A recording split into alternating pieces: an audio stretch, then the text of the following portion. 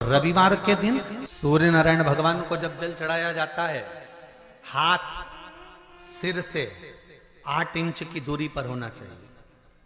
जम के बोलिए, सिर से कितना ऊंचा होना चाहिए? 8 इंच ऊपर अपना हाथ होना चाहिए मस्तक से सूर्य को जल चढ़ाते समय।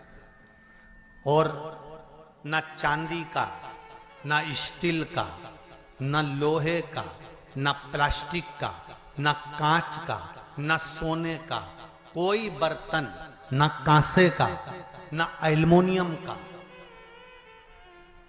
ना पीतल का, केवल एक पात्र होना चाहिए, वो है तांबे का। काय का पात्र होना चाहिए? तांबे का पात्र। और सूर्य नारायण भगवान को जब 8 इंच ऊपर तुम्हारा हस्त है और जब हम सूर्य को जल चढ़ा रहे हैं, कैसे जल चढ़ाना है वो भी समझ लीजिए। अगर कोई कैंसर का मरीज है, जिसके चेस्ट में कैंसर आ गया हो, लेफ्ट में, राइट में कहीं पर कैंसर आ गया हो, या कोई गठान आ गई हो, तो महाराज आप जल चढ़ाते समय उस जल की धार को सूर्य भगवान को जब चढ़ा रहे हो तो धार आपकी गठान की ओर जाना चाहिए, जिससे सूर्य की किरण उस जल में से आपके उस स्थान पर पड़े, उस जगह पर पड़े जहां पर गठान है। महाराज आप लगातार जल तो चढ़ाना चालू करो, अच्छे अच्छे डॉक्टर फेल हो जाएंगे और कह देंगे गठान ठीक हो गई। आपका लीवर और किडनी गड़बड़ कर रहा है, आप प्रतिदिन आपका स्वास्थ्य गड़बड़ रहता है, आप प्रतिदिन ये ज्योतिष शास्त्र के अंतर्गत, रत्न शास्त्र के अंतर्गत, ये रत्न शास्त्र, ज्योतिष शास्त्र, रंग शास्त्र जो हमारे यहाँ है, रंगों के हिसाब से ये जितने रत्न होते हैं, माणिक हुआ, मोती हुआ, नीलम हुआ, मूंगा हुआ, पुखराज हुआ, ये क्यों कहते हैं ये पीला है, ये सफेद है, ये नीला है, ये लाल है, इसको शरीर में क्यों पहनाते हैं? उसका कारण होता है कि जब शरीर में पहनते हैं, सूर्य की किरण उसमें पड़ती है, हमारे शरीर पर वो कलर का इफेक्ट पड़ता है, उस कलर को शरीर पर लगता है, और शरीर पर लगता है तो हमारा शरीर धीरे धीरे, हमारी जो इंद्रियां हैं वो सही होने लगती हैं, काम सही होने लगता है। तो आप कहते हो ना, सब मैं कौन सा नक पहनूं, मैं कौन सा मोती पहनूं, मैं कौन सा पुखराज पहनूं, मैं कौन सा नीलम पहनूं, वो ज्योतिष शास्त्र के अंतर्गत, रत्न शास्त्र के अंतर्गत जितने रत्न हम पहनते हैं, ये केवल उस किरण के लिए ही तो पहनते हैं कि जो सूर्य की किरण मिले, उस किरण का प्रभाव हमारे शरीर पर पड़े। तो इन सबसे अच्छा है कि सुबह शंकर भगवान का नाम लो, तांबा का लोटा में जल भरो, 8 इंच ऊपर सिर से हाथ होना चाहिए, और सूर्य नारायण भगवान का दर्शन साधारण नहीं, जो जल तुम चढ़ा रहे हो, वो जल की जो धार आ रही है उसमें सूर्य का दर्शन होना चाहिए, तो कैंसर की बीमारी कभी नहीं हो सकती। लीवर, किडनी, हार्ट, आपके हार्ट में अगर तकलीफ है, डॉक्टर ने कह दिया कि इसमें नस चोक है, आपको कहीं ना कहीं छल्ला डलेगा, आपको कह दिया इसमें कुछ ना कुछ प्रॉब्लम आ रही है, आप सूर्य को अर्घ देना चालू कर दो, सूर्य को जल चढ़ाना चालू कर दीजिए। आप सूर्य को जल चढ़ाओ, वो जल की जो तरंग आ रही है, वो जल जो निकल कर जा रहा है, उसकी जो किरण आपके हृदय पर, आपकी छाती पर पड़ रही है, नाड़ियों में पड़ रही है, नसों में पड़ रही है, उसका बल देखो तो सही। 1 महीना लगातार चढ़ाओ तो 15 दिन 20 दिन कर तो देखो। क्यों राम जी महाराज जल चढ़ाते थे? क्यों भगवान कृष्ण जल चढ़ाते थे सूर्य को? क्यों दशरथ जी महाराज जल चढ़ाते थे? क्यों कश्यप ऋषि जल चढ़ाते थे सूर्य को? सारे 33 कोटि देवता, सारे ऋषिवर, साधु, संत, सन्यासी, तपस्वी, साधक, उपासक, सब भगवान सूर्य को अर्घ दिया करते थे। क्यों देते थे? किस लिए?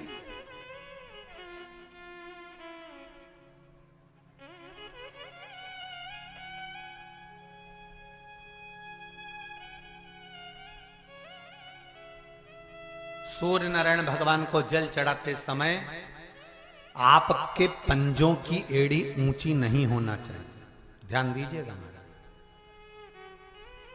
आपका पंजा पांव का पूरा की पूरा जमा होना चाहिए भूमि पर। हाथ कितने इंच ऊपर? 8 इंच ऊपर होना चाहिए। जल जो गिरे, सूर्य की किरण, सूर्य का दर्शन उस जल की रोशनी में करना चाहिए। क्या होगा उससे? जिस बच्चे को आंख में चश्मा लगा हो, मोटे से मोटा चश्मा लगा हो, छूट नहीं रहा हो, तो थोड़े दिन उसको सूर्य का अर्घ चढ़वाना चालू कर दो और जल में से सूर्य का दर्शन कराना चालू कर दो। सूर्य का दर्शन जल में से 2 महीना 2.5 महीना बहुत है, आंख की रोशनी बढ़ जाएगी, चश्मा हट जाएगा। आप कर देखिए। एक प्रश्न हमारे भीतर खड़ा होता है, जब हम सूर्य नारायण भगवान को अर्घ देते हैं, जल चढ़ाते हैं, तो वो जल पृथ्वी पर जब गिरता है तो उसके छींटे हमारे शरीर पर लगते हैं। क्या वो ठीक है? क्या वो श्रेष्ठ है? तो शिव महापुराण की कथा कहती है, जब हम सूर्य को अर्घ देते हैं, सूर्य को जल चढ़ाते हैं, वो पानी जब पृथ्वी पर गिरता है, उसके छींटे हमारे शरीर पर लगते हैं, तो वो श्रेष्ठता का भाव निर्मित करते हैं, वो गलत नहीं हो सकता। कारण अब वो भी समझ लीजिए।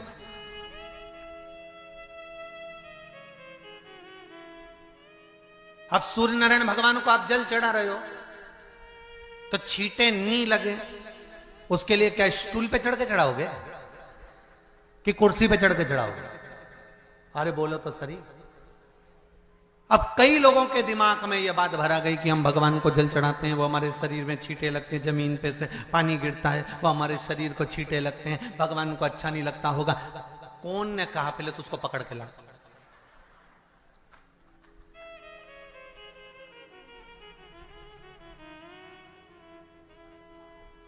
क्योंकि मेरे राम जी महाराज, मेरे भगवान कृष्ण, बड़े बड़े संत, साधु, सन्यासी, तपस्वी, साधक, उपासक जितने भी हुए, जिन्होंने सूर्य की आराधना करी, इन्होंने टेबल पे चढ़कर या कुर्सी पे चढ़कर जल नहीं चढ़ाया, इन्होंने पृथ्वी पर खड़े होकर ही, क्योंकि पृथ्वी तत्व के देव हैं शिव। जब हम मृत्यु लोक पर खड़े होकर, पृथ्वी पर खड़े होकर भगवान शंकर का भाग पृथ्वी तत्व को धारण कर कर जल को हाथ में लेकर जब समर्पित करते हैं, और जो जल नीचे गिरता है वो शरीर पर अगर लगता है तो हमको उसका आशीर्वाद ही प्राप्त होता है, दोष नहीं लगता। पर लोगों ने इसको विपरीत कर दिया। कि कौन ने विपरीत करा? कई लोगों ने इसको विपरीत कर दिया। कौन ने विपरीत करा? तो जो दूसरे धर्म के लोग होते हैं, जिनको हिंदू धर्म से नफरत होती है और जो हिंदू धर्म की पूजन, सेवा, अर्चना को समाप्त करना चाहते हैं, वो धीरे धीरे धीरे धीरे कहने लगे कि सूर्य को जल चढ़ाओगे तो शरीर में लगेगा, शरीर में लगेगा तो दोष लगेगा। इसको कह कहकर घर घर में सूर्य को जल चढ़ाना लोगों ने बंद कर दिया कि आप जल चढ़ाएंगे तो दोष लगेगा, शरीर पे छींटा लगेगा, शरीर को ऐसा लगेगा। ये दोष नहीं है। किसी भी देवता के मंदिर में रोज जाकर जल नहीं चढ़ाया जाता, पर इस शिव पंचायत के 2 देव ऐसे हैं जिनको रोज जल चढ़ाया जाता है। एक सूर्य नारायण और दूसरे मेरे देवाधिदेव महादेव, दोनों पर जल रोज चढ़ता है प्रतिदिन।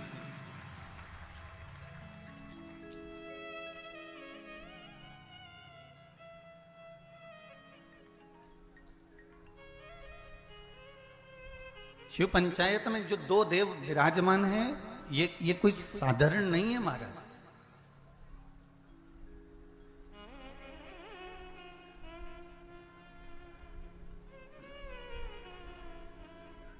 इन दोनों देवताओं पर जल जो चढ़ाने का क्रम है,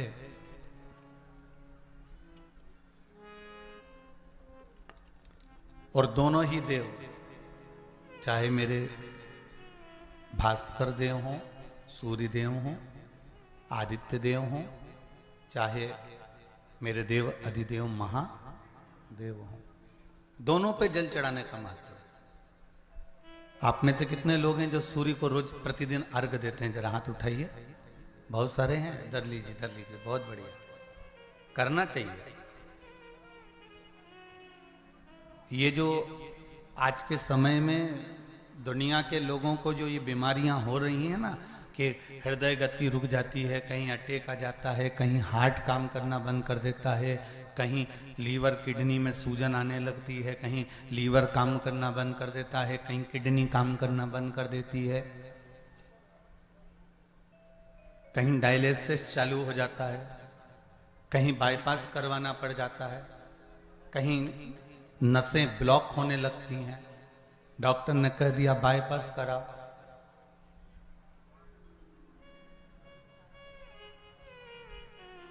सारी बीमारियों को, सारे रोगों को समाप्त करने का यदि कोई तरीका है, कोई उपासना है, कोई नियम, कोई धर्म, कोई अनुकूल, कोई भगवत सेवा है, तो वो शंकर के शिव पंचायत में जो ये 5 देव विराजमान हैं, इनकी सही तरीके से अगर पूजन को समझ लिया जाए, इनके नियम को समझ लिया जाए, तो ऐसी कोई बीमारी नहीं जिसका इलाज नहीं है। महाराज, अगर समस्या है तो समस्या कितनी भी बड़ी से बड़ी हो, कितनी बड़ी से बड़ी हो, अगर समस्या बड़ी है तो समस्या का हल भी निश्चित है।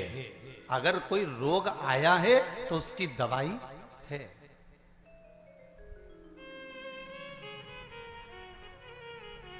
कोई दुख, कोई तकलीफ, कोई कष्ट आया है, कोई रोग आया है, कोई बीमारी आई है, कोई दुख आया है, तो उसका हल है, उसका हल निकले।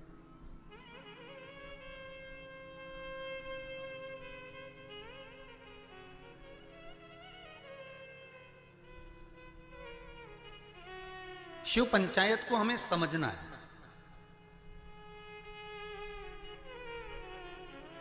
और छत्तीसगढ़ की इस पावन धरा से कथा सुन रहे हो, मां बमलेश्वरी के पास में बैठकर। हम भी सोचे कि आखिर ये कथा शिव पंचायत मां बमलेश्वरी के पास क्यों हो रही है, क्योंकि पंचायत में, शंकर की पंचायत में 5 देव हैं। पहला विष्णु, दूसरा सूर्य, तीसरा गणेश, चौथी है मां दुर्गा और 5वें नंबर पर है शंकर। ये 5 देव मिलकर शिव पंचायत बनती है। तो हमने विचार करा कि आखिर ये मां बमलेश्वरी के पास में कथा क्यों हो रही है, डोंगरगढ़ के पास में ये कथा क्यों हो रही है, डोंगरगढ़ बमलेश्वरी से 25 किलोमीटर दूरी पर ये कथा क्यों हो रही है। तो समझ में ये आया कि मां बमलेश्वरी दुर्गा भवानी इस कथा को इसलिए करवा रही है क्योंकि शिव पंचायत में 5 देवताओं में आद्य शक्ति बमलेश्वरी ही मूल रूप से विराजमान है। नहीं तो शिव पंचायत तो अभी चाहते तो देपालपुर हो सकती थी, या फिर आगे रायसेन में कथा है वहां हो सकती थी। अभी रायसेन में भी कथा है 3 तारीख से, 3 अप्रैल से शायद रायसेन में कथा। वहां पर शिव त्रिपुंड शिव महापुराण की कथा रखी है, त्रिपुंड शिव महापुराण। तो शिव पंचायत शिव महापुराण की कथा वो भी बमलेश्वरी के चरणों में। और सबसे ज्यादा भाग्यशाली तो हमने पहले भी कहा है,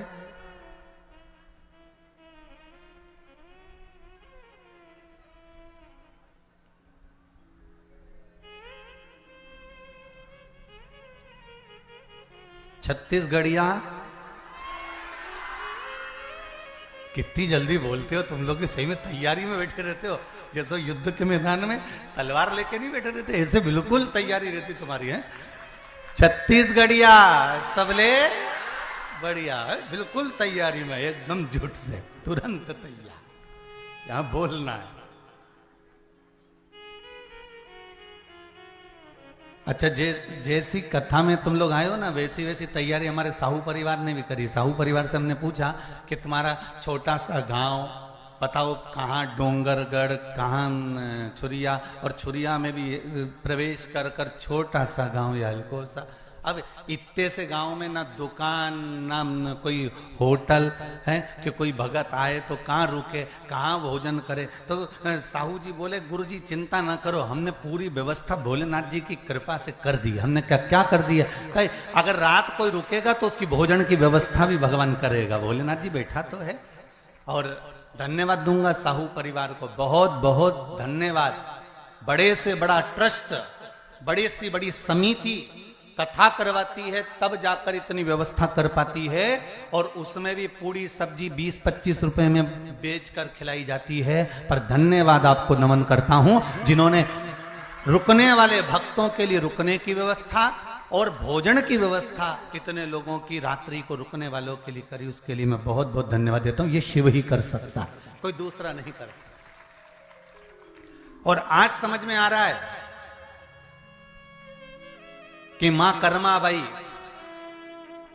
जगन्नाथ को खिलाती थी आवाज देकर।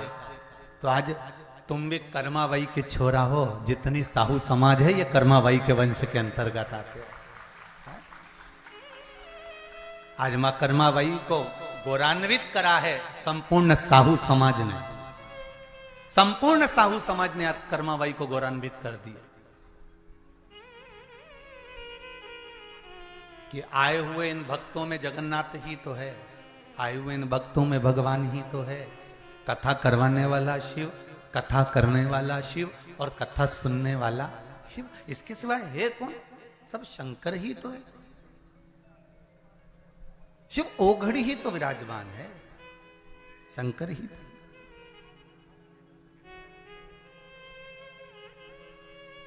और हम तो महाराज केवल इस पोथी और पुराण को लेकर आते हैं और जितना है इसमें खजाना भरा हुआ आपको लुटाने का प्रयास करते हैं कि आप इसको लूट लो, आप अपने पास में इसको रख लो, फिर मौका मिले ना मिले इसको संजो लो, इसको रखिए। इसलिए कहते हैं ना राम नाम के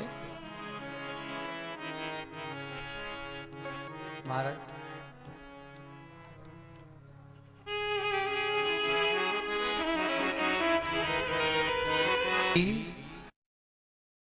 शिवाय नमस्तुभ्यम, श्री शिवाय नमस्तुभ्यम।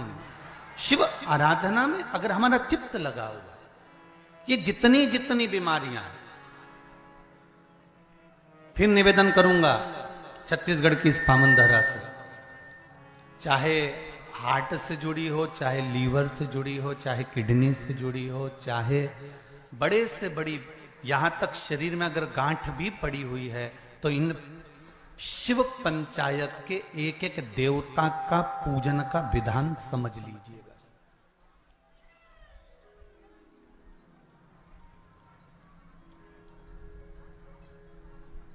एक एक देवता का हमें विधान समझना। शिव परिवार का मंदिर आपके गांव में भी होगा, है शिवलिंग, गणेश जी, कार्तिकेय, पार्वती जी, नंदीश्वर, ये सब अपने गांव में भी रहता, अपने गांव में भी है, ठीक है।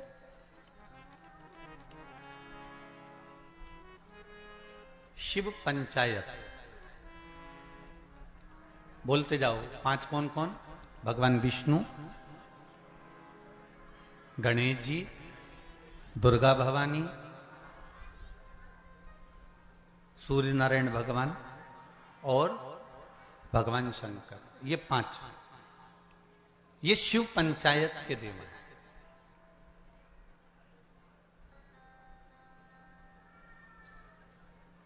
कहते हैं पंच तत्व से मिलकर ये मनुष्य का शरीर बना हुआ है। पंच तत्व से मिलकर ये ब्रह्मांड बना हुआ है।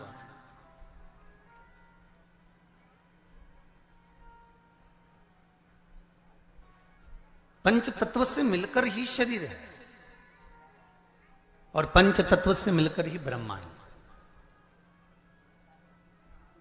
5 देव, जब हमारा शरीर छूट जाता है, आत्मा चली जाती है, शरीर जब पड़ा रहता है, तब इसको अग्नि में दिया जाता है।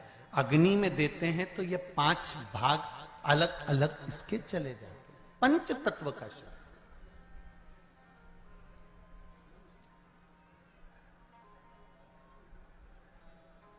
ब्रह्मांड में सबसे ज्यादा क्या चीज है? पृथ्वी की पानी। अगर आप नेट पर सर्च करेंगे, निकालेंगे, करेंगे, कहीं सुना होगा तो सबसे ज्यादा है जल। शरीर में भी सबसे ज्यादा क्या है? अरे जम के तो बोलो, जल। सबसे ज्यादा जल। पंच तत्व के 5 देव शिव पंचायत में है। पहले नंबर पर है गणेश, जो जल के देव हैं। काय के देव हैं? जल के। शरीर में भी अगर जल है तो उसके देव श्री गणेश जी महाराज हैं, और मृत्यु लोक में भी अगर जल है तो उसके देव श्री गणेश जी महाराज।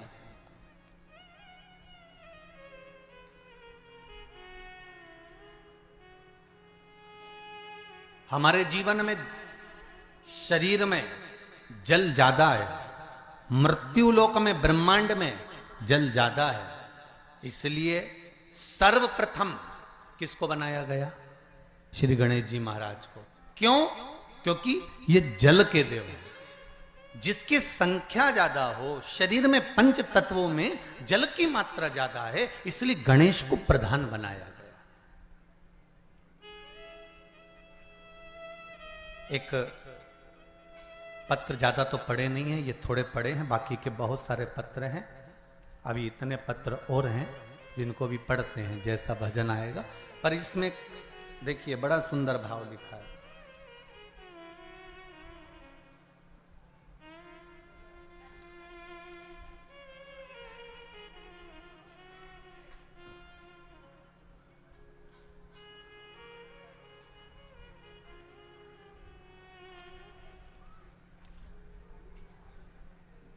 रानू गोस्वामी पाटन जिला दुर्ग से हैं। कहीं हैं? आप ही हैं? जरा दोनों हाथ हिला दो एक बार। हर हर महादेव। दीदी आपने पत्र लिखा है, रानू गोस्वामी पाटन जिला दुर्ग से।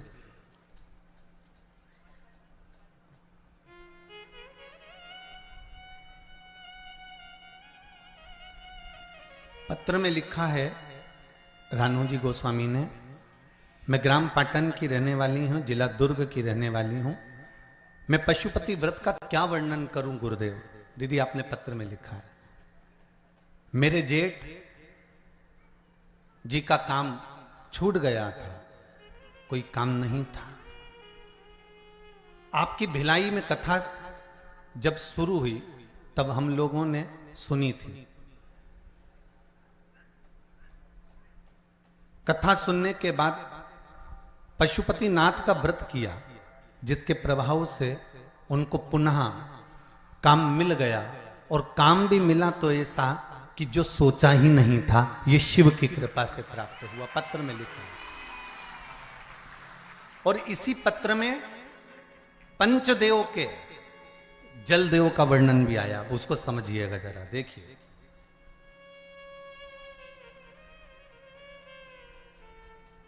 गुरुदेव, मेरे घर पर, आपने लिखा है, मेरे घर पर पानी की समस्या थी। आस्था चैनल पर भी पत्र पढ़ाया जा रहा है, जिससे कई लोगों को लगे कि कहीं गुरुजी तो पत्र नहीं लिख देते हो, इसलिए आप लोगों को पत्र आस्था चैनल के माध्यम से भी आपको बताया जाता है। गुरुदेव, मेरे घर पर पानी की समस्या थी, जिसके मेरी पुत्री ने व्रत किया था। 5 सोमवार पूर्ण होने के बाद मेरे घर पर बोर हो गया, और अब पानी की समस्या का भी समाधान हो गया है। हम सब अत्यंत प्रसन्न हैं। बहुत बहुत धन्यवाद रानू जी, ग्राम पाटन जिला दुर्ग से। बैठ जाइए। बहुत बहुत साधुवाद। बाबा देवादिदेव महादेव की कृपा पर बनी रहे। हर हर महादेव। इस पत्र के माध्यम से हमको ये समझना है कि हम शिव की आराधना केवल अकेले नहीं कर रहे हैं। फिर एक निवेदन करूंगा आप लोगों को, आप अगर शंकर जी के मंदिर में एक लोटा पानी चढ़ा रहे हो ना, तो ये विचार मत करना कि क्या हमने केवल शंकर जी को चढ़ाया। शंकर भगवान की जहां कटी होती है, अर्थात जो नीचे की पीठ होती है, जिसपे शिवलिंग रखा होता है, वो पीठ है माँ दुर्गा भवानी, माँ आदिशक्ति, माँ जगदम्बा, माँ दुर्गा, माँ देवी। और शिवलिंग जो रखा हुआ है वो शंकर का स्वरूप है।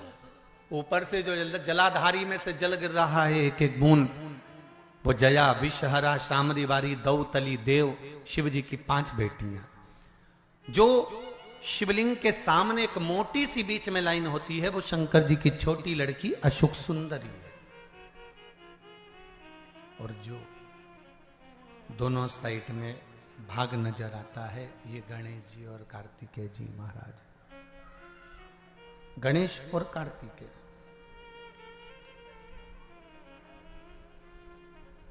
जहां से जल निकलकर बाहर जाता है मंदिर के बाहर की ओर जाता है, वहां और शिवलिंग के पास में 33 कवटी देवताओं का स्थान होता है। आप जिस कामना से पशुपति व्रत करते हैं,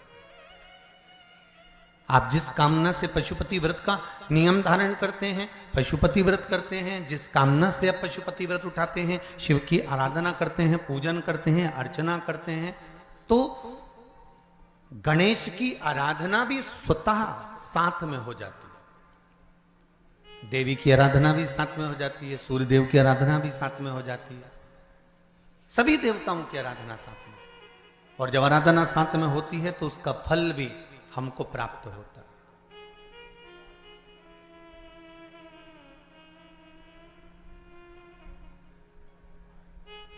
उसका फल भी हमको मिलता है। जैसे शिव पंचायत का पूजन कर कर एक कलश में जल भरकर पुष्य नक्षत्र में, और वो भी गुरु पुष्य में, ब्रह्म मुहूर्त में कलश में जल भरकर 5 बेलपत्री शिव, गणेश, दुर्गा, सूर्य नारायण और विष्णु भगवान, इन 5 के नाम से जब हम कलश के अंदर डाल देते हैं, और डालने के बाद में गुरु पुष्य के ब्रह्म मुहूर्त में सुबह 4 बजे के करीब में हम जहां हमारा मन पड़े वहां पर अगर बोर लगवा देते हैं तो पानी तो निकलना ही होता है। ऐसा हो ही नहीं सकता कि जल ना निकले, जल निकलेगा ही।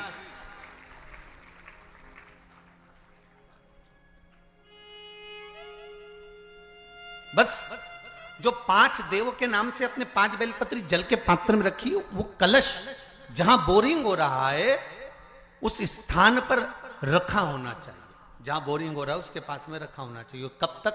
जब तक वो जल ना निकले, और निकलेगा पर ब्रह्म मुहूर्त में ही,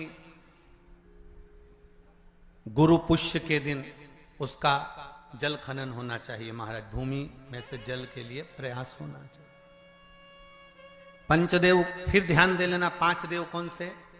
शिव पंचायत के, क्योंकि देवता होने भी जब यज्ञ के लिए जाते हैं, देवता जब अनुष्ठान के लिए जाते हैं, देवता जब युद्ध के लिए जाते हैं, देवता जब किसी कार्य के लिए जाते हैं, और जब कार्य के लिए पहुंचते हैं, जब देवता कार्य के लिए जा रहे हैं और लगता है कि यह कार्य पूर्ण नहीं होगा, यह कार्य सफल नहीं हो पाएगा, हम जिस कार्य के लिए निकले हैं इस कार्य में कहीं ना कहीं अड़चन उत्पन्न होने वाली होती है, तो सारे देवता उठकर भगवान शंकर के पास जाते हैं और शिव की पंचायत को लगाते हैं। शिव पंचायत में जैसे ही कोई बात सम्मुख में आकर खड़ी हो जाती है, शिव पंचायत में जैसे ही कोई बात सामने लाकर रख दी जाती है, मात्र कुछ ही क्षण में शंकर भगवान की पंचायत उसको समाप्त कर देती है और कार्य सफल कर देती है। शिव पंचायत का बल बड़ा प्रबल है।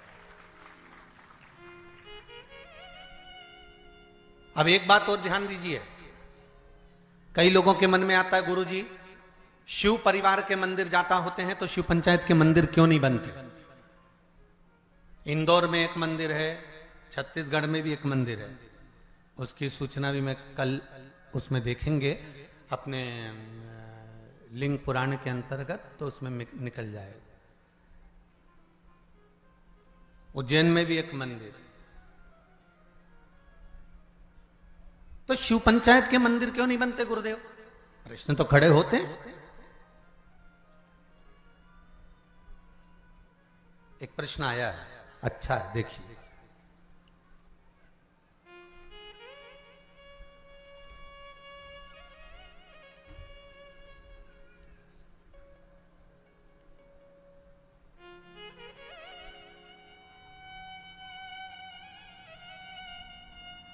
पायल चावड़ा कहीं बैठी हैं? आप ही हैं? दोनों हाथ हिला दो एक बार। हर हर महादेव। सुंदर प्रश्न करा है बेटा आपने। मां, बहुत अच्छा प्रश्न है। शिवजी, गुरुदेव आपसे पूछना है, शिवजी आदि और अंत कुछ नहीं है, तो उनकी उत्पत्ति भी नहीं हुई है, तो छिपरा मैया उनकी बहन कैसे हुई? कृपया कथा बताएं। बहुत सुंदर प्रश्न है भाई, जोरदार ताली बजाओ। बैठो दीदी बैठो, बहुत सुंदर प्रश्न के लिए बहुत बहुत धन्यवाद। ऐसे प्रश्न अगर उपजे ना, लोग फालतू के प्रश्न करें ना तो वो आनंद ना आए, और जो प्रश्न काम के हैं ना, ऐसे प्रश्न अगर आए ना तो कथा का भी आनंद बढ़ जाए, कथा का भी एक रोचकता बढ़ती है इन प्रश्नों के माध्यम से। अब आपने लिखा है कि शिव की उत्पत्ति या अंत है ही नहीं, अजन्मा है शंकर। सारे वेद पुराण शास्त्र जो तुमको पढ़ना है पढ़ लो, जो तुमको उठाना है उठा लो, सबके जन्म का प्रसंग मिलेगा, शिव के जन्म का नहीं। हां, विष्णु पुराण में शिव के जन्म का एक प्रसंग छोटा सा ब्रह्मा जी के द्वारा प्रकट होने का लिखा है।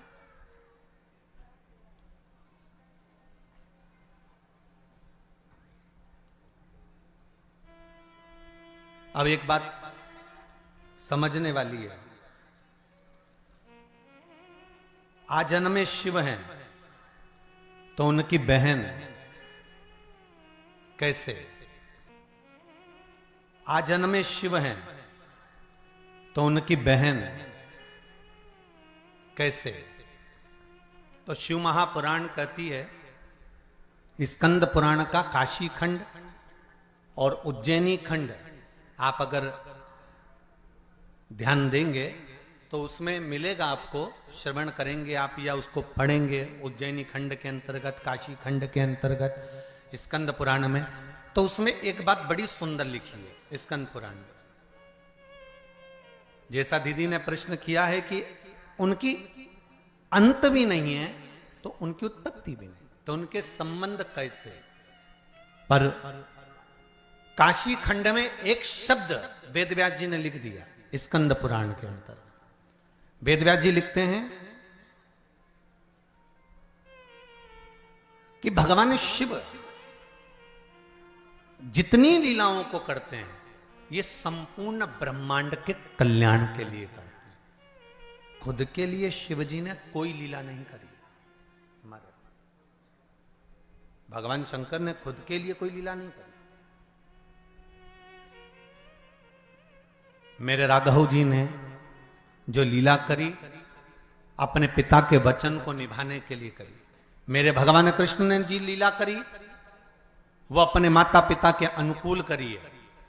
पर मेरे शंकर, मेरे नारायण जो लीला करते हैं वो लीला का क्रम देवताओं के हित के लिए भी होता है।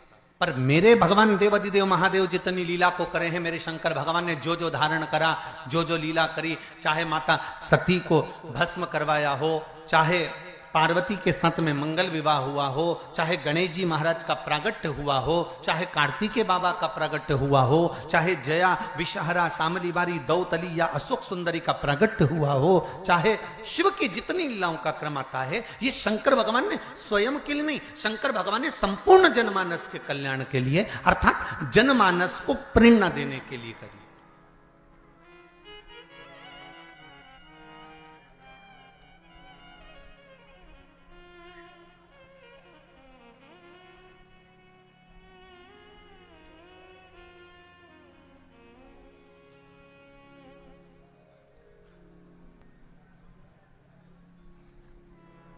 पार्वती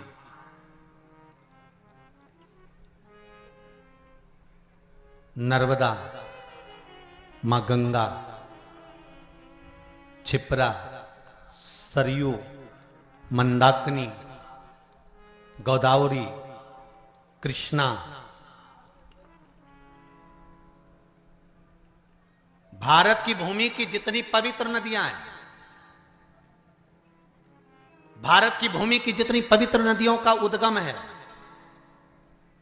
भारत की धरा पर जितनी पवित्र नदियां प्रकट हुई हैं, यह कोई संसार सागर में मृत्यु लोक में ऐसे ही प्रकट नहीं हो गई।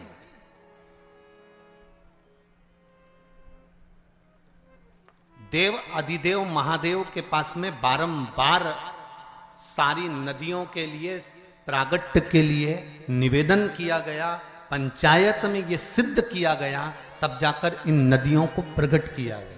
और एक बात अपने जीवन में उतार कर रखना, जितनी पवित्र नदियों में आप स्नान के लिए जाओ, जितनी पवित्र नदियों में आप स्नान करने के लिए जाओ, आपसे करबद्ध हाथ जोड़कर निवेदन है कि उन नदियों की पवित्रता पर कभी दाग लगाकर मत आना।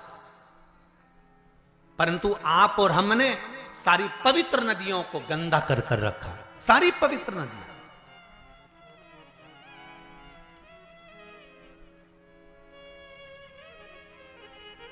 मैं कहूंगा यमुना के घाट पर बसा है दिल्ली। दिल्ली कहां पर बसा हुआ है? यमुना के घाट पर बसा हुआ है। आगरा यमुना के घाट पर बसा हुआ है। मथुरा और वृंदावन यमुना के घाट पर बसा हुआ है। बड़े बड़े तीर्थ मां नर्मदा के घाट पर बसे हुए हैं। बड़े बड़े तीर्थ मां गंगा के घाट पर बसे हुए हैं। बड़े बड़े तीर्थ मां कृष्णा के घाट पर बसे हुए, गोदावरी के घाट पर बसे हुए हैं। ये पवित्र पवित्र नदियां जिनको देवता स्वयं अपने लोक से लेकर मृत्यु लोक में आए हैं। एक भी नदी इस भूमंडल पर नहीं थी, परंतु कहीं शंकर भगवान ने कहा, कहीं देवी ने कहा, कहीं सूर्य ने कहा, कहीं किसी ने कहा, सबने कहीं ना कहीं इनकी आराधना करी है और इनको मृत्यु लोक पर लाने के लिए अथक प्रयास करा, अथक प्रयास। अगर आप शिव पंचायत की कथा को सुन रहे हो तो अपने जीवन में एक बात उतार कर रखना कि शिव पंचायत में एक एक नदियों के उद्गम की कथा का वर्णन है महाराज। और सारे देवताओं ने घोर तप कर कर, घोर घोर तप कर कर इन नदियों को पृथ्वी पर लेकर आए, भूमंडल पर लेकर आए। और नदियां जब भूमंडल पर आ गई, जरा विचार करिए, हजारों हजार वर्ष तक ऋषियों ने, संतों ने, साधुओं ने, देवताओं ने तप साधना करी, तब ये नदियां पृथ्वी पर आई। और पृथ्वी पर आने के बाद ये नदियां इतनी पवित्र रही। और आज उन संतों लोग तो इन नदियों को लेकर आ गए और हम क्या कर रहे हैं? इन नदियों को ओझल करते जा रहे हैं, इन नदियों को छुपाते जा रहे हैं, इन नदियों पे मकान बनाते जा रहे हैं। कहीं गंदा पानी, कहीं नालों का पानी, कहीं गंदगी सब इन पवित्र नदियों में भेजते जा रहे हैं। और विचार कर रहे हैं कि यमुना मैया हमें तार देगी, विचार कर रहे हैं गंगा मैया हमें तार देगी, विचार कर रहे हैं नर्मदा मैया हमें तार देगी, क्षिप्रा मैया तार देगी। तो कैसे तारेगी?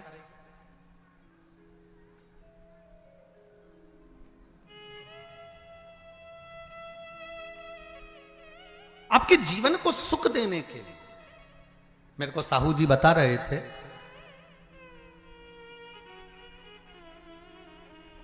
श्री दिनेश जी कह रहे थे कल गाड़ी में, कहे गुरुजी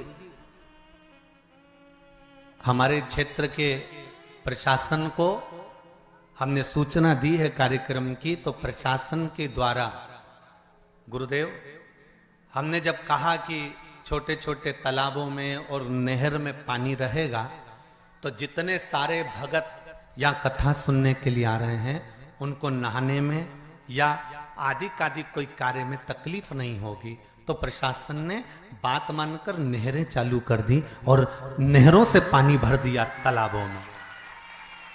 मैं धन्यवाद दूंगा यहाँ के प्रशासन को।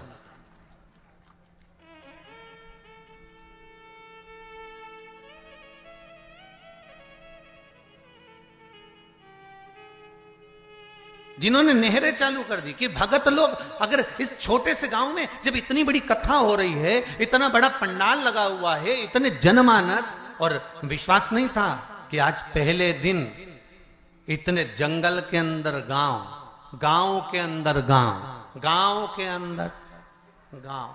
हम भी गाड़ी में पूछते रहे इनसे कि हम सीहोर से चले भोपाल, भोपाल से उतरे कौन सा गढ़, डोंगरगढ़, माँ भमलेश्वरी के दरबार, और डोंगरगढ़ से फिर चले तो निकलते निकलते निकलते निकलते महाराज छुरिया है, अब हम समझे कि छुरिया ही हलकोसा होगा, हलकोसा ही छुरिया होगा। भाई हमारे यहाँ जैसे नाम होता है ना, जैसे किसी का नाम बोल देते थे क्या बहरू और नाम उसका दूसरा था, कमल किशोर या राम किशोर, तो उसका घर का नाम दूसरा। तो हम सोचे हो सकता छुरिया का नाम ही हलकोसा होगा, हलकोसा का नाम ही छुरिया होगा। पर यहाँ आते आते मालूम पड़ा कि डोंगरगढ़ से निकले, फिर यहाँ से निकलते निकलते निकलते निकलते आगे पहुंचे तो मालूम पड़ा वहां से छुरिया तो उधर निकल गया, हलकोसा इधर निकल गया। अब हलकोसा भी आते आते आते आते ये पास के गांव के लोग वो गाड़ियों को उधर घुमा के ले गए। तो हमने, मैं स्कूल के बाहर पड़ा तो दूसरा गांव था, तो हमने जजमान से फिर पूछा क्यों जी अभी हलकोसा नहीं आया, बस 2 किलोमीटर दूर है। हमने कहा तुम कहते कहते तो 25 लिया है।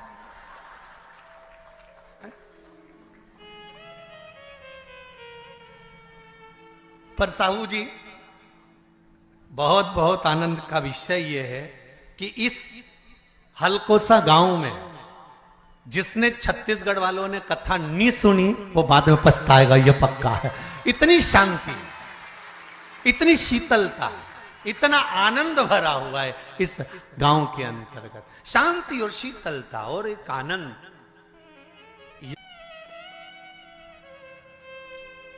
वो सुख है।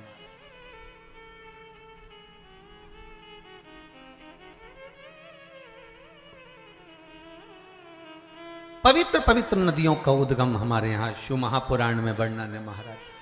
तो मेरा निवेदन है जितना सबका ध्यान रखा जाए उतना ध्यान पवित्र नदियों पर भी दिया जाए। जितनी जितनी पवित्र नदियां हैं उन पर हमारा ध्यान केंद्रित होना चाहिए, केंद्रित। करोड़ों रुपए नदियों की सफाई पर खर्च हो जाते हैं, पर पता नहीं पड़ पाता कि वो नदी की सफाई हुई कि रुपए की सफाई हुई।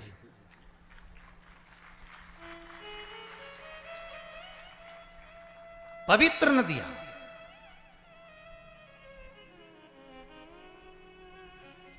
चाहे गंगा हो, यमुना हो, सरयू हो, क्षिप्रा हो, सरस्वती हो, ये सब मेरे देवादिदेव महादेव ने जिनको प्रकट करा है, इन नदियों को लेकर आए। जैसे जीजी ने प्रश्न करा कि शिव आजन्मा है, शंकर आजन्मा है, तो उनकी बहन कैसे हुई? शिव महापुराण की कथा कहती है कि भगवान शंकर को एक दूषण नाम के राक्षस का संहार करना था जो ब्राह्मण के बच्चों का रक्त निचोड़कर पी रहा था। तो शिव लीला करने के लिए एक नदी को प्रकट करना चाहते हैं।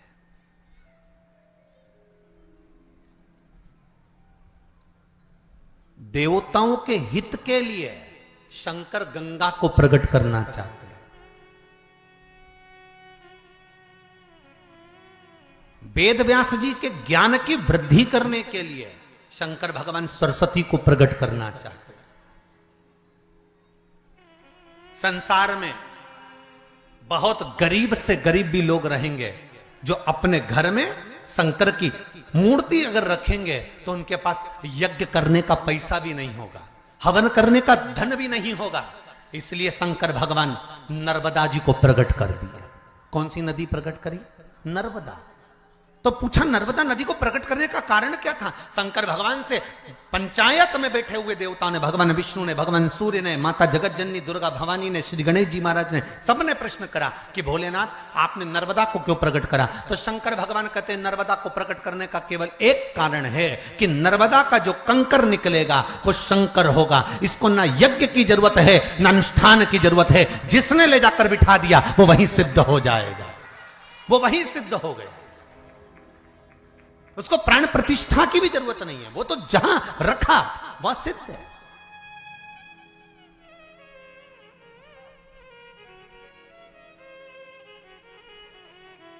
मेरा भोला शिव शंकर ओघड़दानी दयालु दातार संपूर्ण विश्व के कल्याण के लिए लीला करता है, इसलिए नर्मदा का कंकर शंकर कर दिया।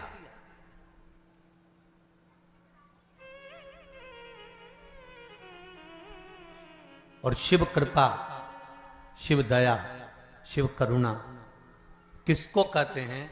कि जहां शंकर की कथा होती है, शंकर का स्मरण होता है, शंकर का भजन होता है, वह भूमि भी कंकर भी शंकर हो जाता है। और कुछ दिन के लिए, 7 दिन के लिए तो हलकोसा की ये पावन धरा भी कंकर भी शंकर। एक कंकर शंकर का भी पत्र अच्छा आया, देखिए।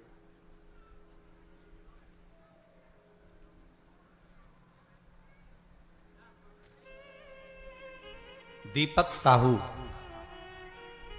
रूवा, रूवा लिखा है, रवा लिखा है, देख लीजिए, है रूवा, हाँ, जिला दुर्ग, छत्तीसगढ़। आपने, आप तो पास में ही है, जरा माइक पहुंचाइए, कॉर्डलेस दीजिए।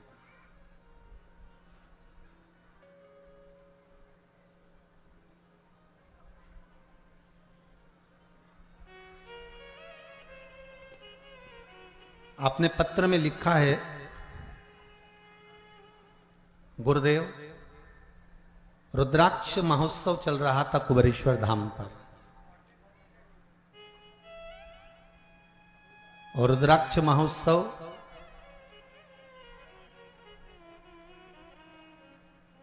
जब कुबेरेश्वर धाम पर चल रहा था, तब हम लोगों ने टिकट करवा रखे थे। 10 लोगों के सबके टिकट हुए और सबने टिकट करवाए। गुरुदेव, सबके टिकट कैंसिल भी हो गए क्योंकि आपने व्यासपीठ से सबको आने के लिए मना कर दिया था। सही है? श्री शिवाय नमस्तुभ्यम। शिवाय नमस्तुभ्यम गुरुजी। कहाँ से हैं बाबू आप? ग्राम रुदा, जिला दुर्ग। कहाँ है ये? दुर्ग के पास, दुर्ग से 30 दुर्ग, छत्तीसगढ़ से। जी जी, क्या कृपा करी बाबा ने?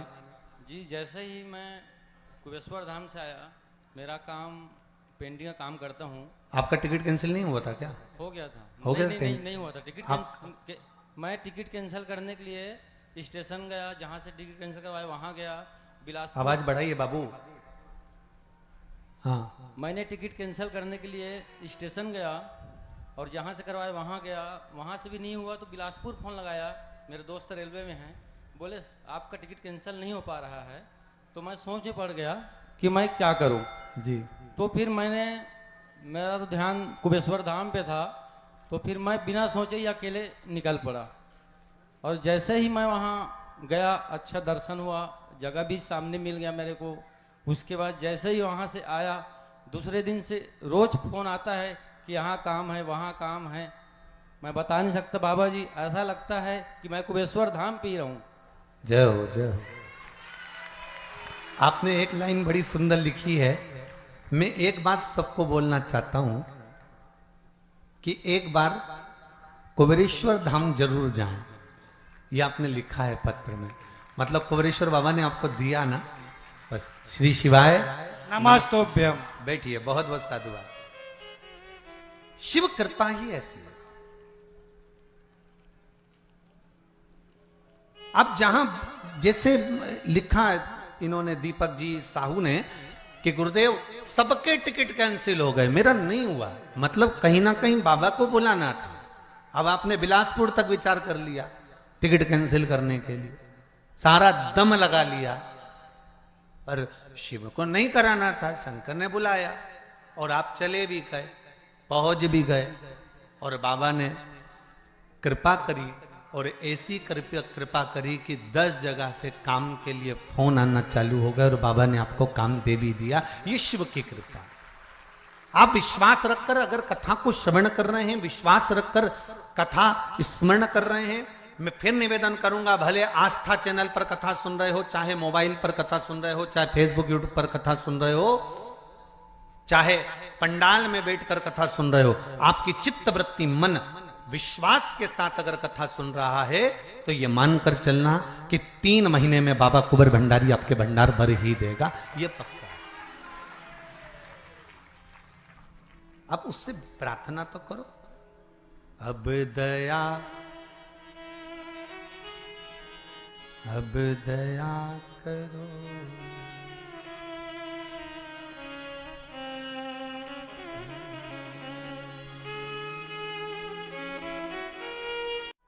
शरीर में वायु का एक मूल स्थान होता है।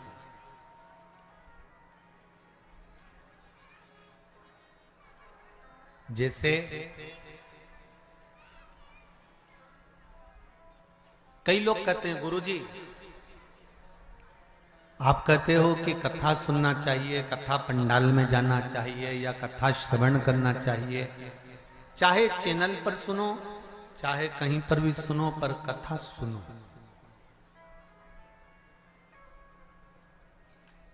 भाई,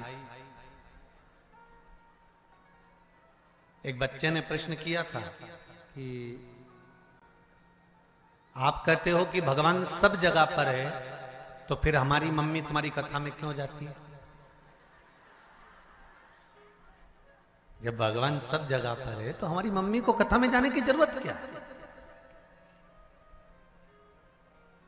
हमने भी वही कहना चाहते हैं। हवा सब दूर है, बोलो सही है कि गलत है? बोलते जाओ जरा जम के, सही है। हवा सब जगह पर, और गाड़ी के पहिया पंचर हो गया हो, उसकी हवा निकल गई हो, और तुम किसी से जाकर कहो कि तुम पहुंच गए छुरिया में और वहां जाकर तुमने कहा कि साहब हमारी गाड़ी के पहिए की हवा निकल गई है, और कोई तुमसे कहे हवा तो सभी जगह पर है, हवा की कोई कमी नहीं। अभी हम छुरिया तो नहीं गए, पर जाएंगे जरूर एक बार। नाम इतना जोरदार है तो घूमने में क्या दिक्कत है? तो कोई तुमसे कहे कि सब हवा निकल गई है पहिए की, और हवा तो वो कोई तुमसे कहे ज्ञान की बातें, हवा तो सभी जगह है। तो सब जगह है तो पहिए की हवा सभी जगह है, सभी जगह। ठीक। अब तुमने सोचा ये तो पागल है, इसके क्या मुंह लगना। फिर किसी के पास गए, वहां जाकर तुमने कहा भैया हवा, हमारी गाड़ी के पहिए की हवा निकल गई, तो वो तुमसे कि हवा तो अच्छे अच्छे की निकल जाती है।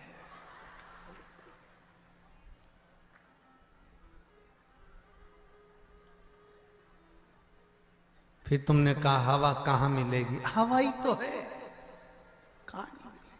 सब जगह हवा है। मनुष्य में भी हवा भरी हुई है। ओहो, 4-5 जगह गए और हवा कहीं पूछा, फिर कहीं गए, आप गाड़ी के पहिए की हवा निकल गई, हवा कहां मिलेगी? तो कहा फ्री है, सब जगह है, पहिए में हवा डलवानी। फिर कोई ने कहा ये हवा की दुकान है, यहाँ एक मशीन लगी हुई है, उस मशीन से टायर में हवा, जम के बोलो जरा, भरी जाती है। बिना मशीन के टायर में हवा भरा जाएगी क्या? बोलते जाओ जरा दमदारी से। नहीं। उसी तरह मेरा उस बच्चे से निवेदन है जिसने कहा था कि जब भगवान सब जगह पर है तो हमारी मम्मी तुम्हारी कथा में क्यों जाती है, तो उस बच्चे को समझाना चाहूंगा, हवा सब जगह पर है, भगवान कण कण में बैठा हुआ है, और मशीन तो यही लगी हुई है जो भर देती है। प्रूव करो अपनी muscle strength, no chair dare लो, और फिटबिट जीतने का मौका पाओ।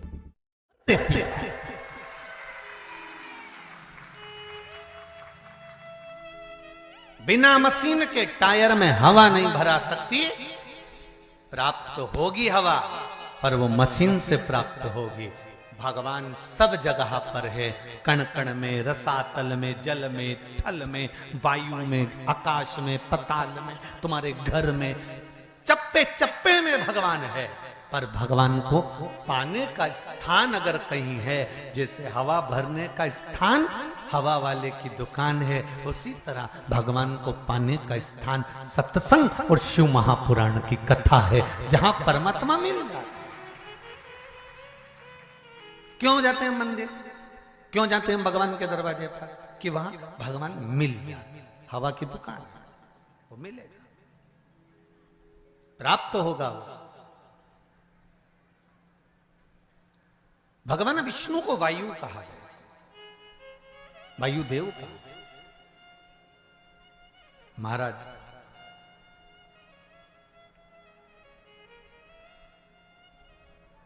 इस मनुष्य के शरीर में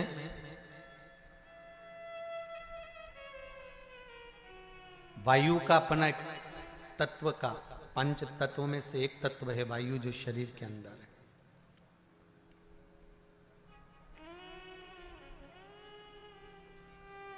और उस वायु को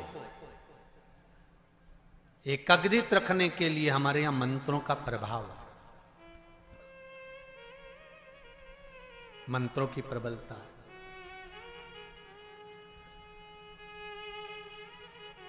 तीसरे नंबर पर है शिव, पृथ्वी का स्वरूप, पृथ्वी के देव है। पृथ्वी का देव 33 कोटि देवताओं में किसी को नहीं कहा गया, पृथ्वी का देव केवल एक को कहा गया है, वो देव अधिदेव महादेव है, क्योंकि ये पृथ्वी के देव है। मृत्यु लोक का अगर आधिपत्य किसी के पास है तो शिव के पास है। अब एक बात सावधानी से सुनिएगा, शायद शिव महापुराण के माध्यम से अभी तक ये बात सामने नहीं आई, पर शिव पंचायत कथा में आ रही है। जितने आस्था चैनल पर कथा सुन रहे हो, जितने फेसबुक और यूट्यूब पर सुन रहे हो, और जितने इस छत्तीसगढ़ की पावन धरा पर बैठकर सुन रहे हो, बहुत सावधानी से सुनना। एक प्रश्न हमारे भीतर खड़ा होता है, आप कर देखिए। अब एक प्रश्न और खड़ा होता है सूर्य को अर्घ देने का। गुरुजी पंचदेव पंचायत में सूर्य नारायण भगवान शंकर की पंचायत में हैं। सूर्य नारायण को हम फ्लैट में रहते हैं, हम फ्लैट के अंदर रहते हैं, तो हम फ्लैट में रहते हैं, हमारे यहाँ अगर छज्जा नहीं है, हमारे यहाँ जगह नहीं है, तो हम सूर्य को अर्घ कैसे दें? तो महाराज खिड़की तो होगी, अगर घर में फ्लैट में पानी ढुलेगा और आप लोग नहीं समेट सकते तो एक बाल्टी रख लो, एक पात्र रख लो, पर सूर्य नारायण भगवान को अर्घ देकर रोशनी शरीर पर पड़ना चाहिए। जिंदगी में कभी कोई बड़ी बीमारी नहीं आ सकती। कितने लोग देते हैं सूर्य को अर्घ? जरा हाथ उठाओ। बहुत बढ़िया, बहुत जोरदार।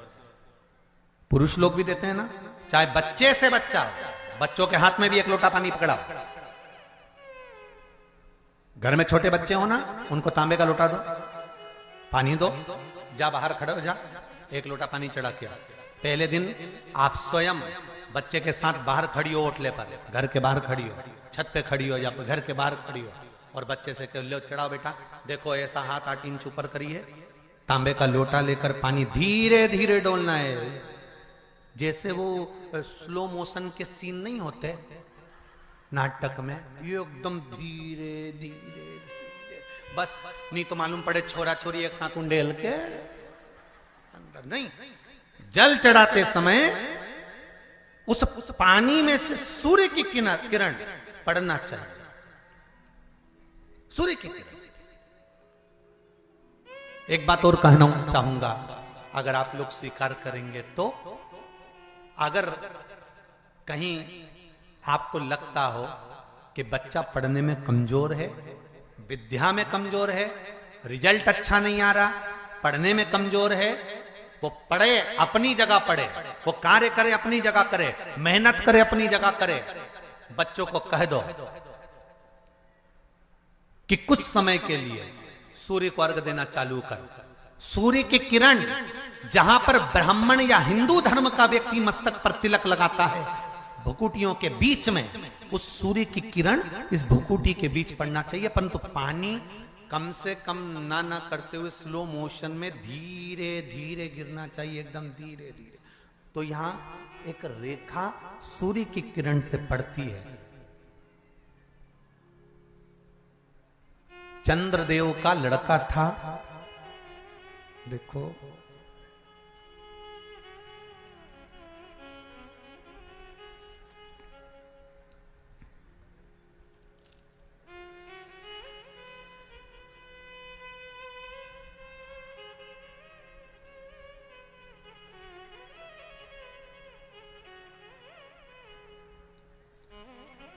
चंद्रदेव का लड़का था वर्चा।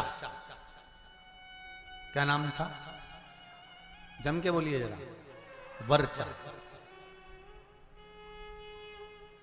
सुंदर प्रसंग है शिव पंचायत शिव महापुराण का। जब संसार के हित के लिए, संपूर्ण विश्व कल्याण के लिए ब्रह्मा जी ने 33 कोटि देवताओं को बुलाया और बुलाकर ब्रह्मदेव ने कहा, मृत्यु लोक में द्वापर में भगवान कृष्ण, भगवान विष्णु कृष्ण के रूप में अवतरित होने जा रहे हैं। सारे देवता अपने अपने पुत्रों के साथ में, अपनी अपनी पुत्रियों के साथ में, पुत्र वधुओं के साथ में, धर्म पत्नियों के साथ में 33 कोटि देवता द्वापर में रूप रख रख कर, आप भी जन्म लो, आप भी प्रकट हो, क्योंकि भगवान कृष्ण। सारे देवता जाने लगे, पर चंद्रदेव ने मना कर दिया। चंद्रदेव बोले कि मैं तो चले जाऊंगा, मना नहीं है, अगर आप कहते हो तो मैं चले जाऊंगा, मैं जाकर रूप रख लूंगा और भगवान कृष्ण की सेवा में लग जाऊंगा, पर मेरा बेटा वर्चा, चंद्रदेव कहते मेरा पुत्र वर्चा नीचे नहीं जाएगा।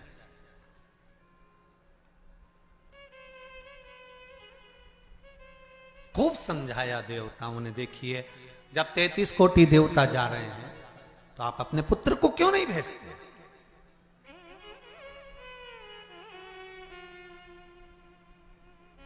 शिव महापुराण की कथा एक बड़ा सुंदर बात कह रही है, अच्छी लगे तो रख लेना, नहीं लगे तो जाते जाते कहीं कोई कुंड या तालाब मिले तो उसमें पटक दे।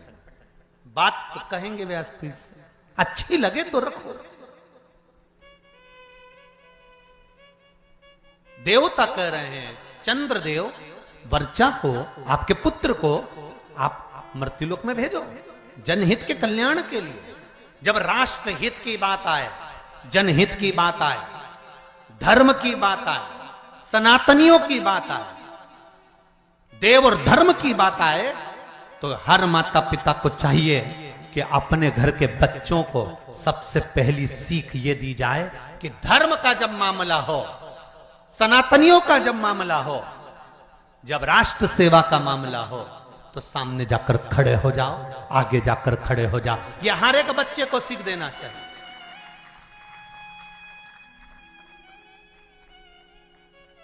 पर हम अपने बच्चों को सीख देते हैं, कहां जा रहा है?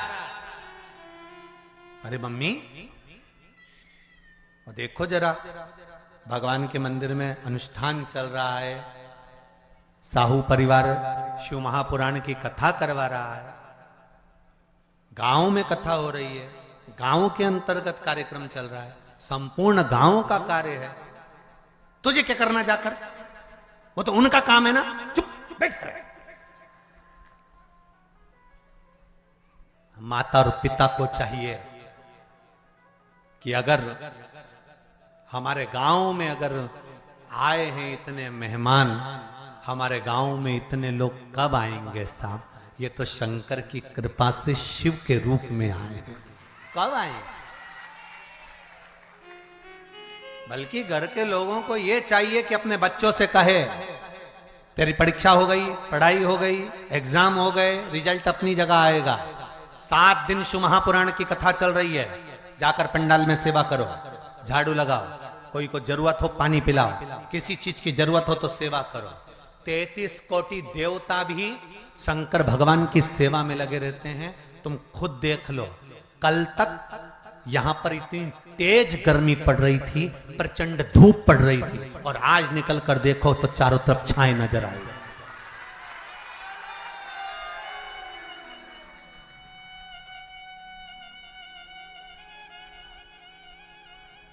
कार्यकर्ता कह रहे थे, गुरुजी इतनी गर्मी, इतनी गर्मी, इतनी गर्मी, इतनी गर्मी कि कपड़े तक पसीने में नहा रहे हैं। अब बोलो, गर्मी किस किस को लग रही है आज? जम के तो बोलो जरा, लग रही कहीं? सूर्य नारायण भगवान को भी शंकर जी ने कह दिया, जरा छाता लगा ले थोड़ी देर के लिए, 3 घंटा कथा चल रही है। सनातनियों की बात आए देव और देवताओं की बात आए तब हमारे बच्चों को हमें सीख देना है कि आगे बढ़ जा। पर चंद्रदेव ने अपने पुत्र वर्चा को कहा यह नहीं जाएगा, द्वापर में मृत्यु लोक में भगवान नारायण के साथ में कार्य करने के लिए नहीं जाएगा।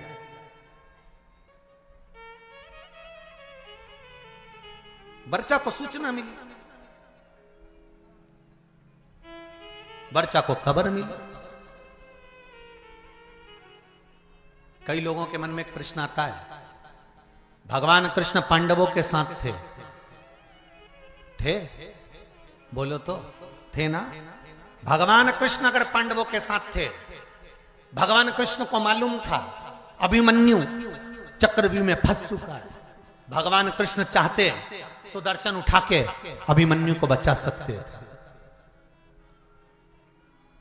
भगवान कृष्ण चाहते तो अभिमन्यु की रक्षा कर सकते थे, भगवान कृष्ण चाहते तो अभिमन्यु को बचा सकते थे, अभिमन्यु की रक्षा कर सकते थे।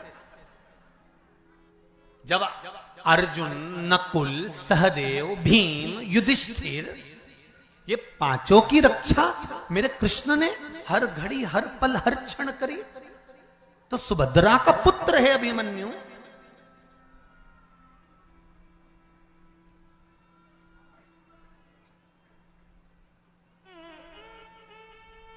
अर्जुन का पुत्र है अभिमन्यु, तो फिर अभिमन्यु की रक्षा क्यों नहीं करी? क्या भगवान कृष्ण को नहीं मालूम था कि ये मरने वाला है? क्या भगवान कृष्ण को नहीं ज्ञात था कि ये मरने वाला है?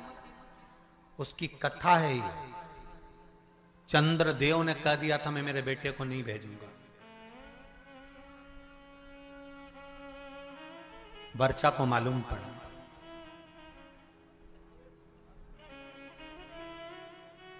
और वर्चा को मालूम पड़ा कि मेरे पिता चंद्रदेव ने मना कर दिया है जनहित के कार्य के लिए, देवहित के कार्य के लिए। क्यों? क्योंकि पुत्र का मोह नहीं छूट रहा, पुत्र आसक्ति नहीं छूट रही। कई लोग आपसे पूछेंगे पूर्व समय में अभिमन्यु कौन था जिसकी रक्षा मेरे कृष्ण ने नहीं करी?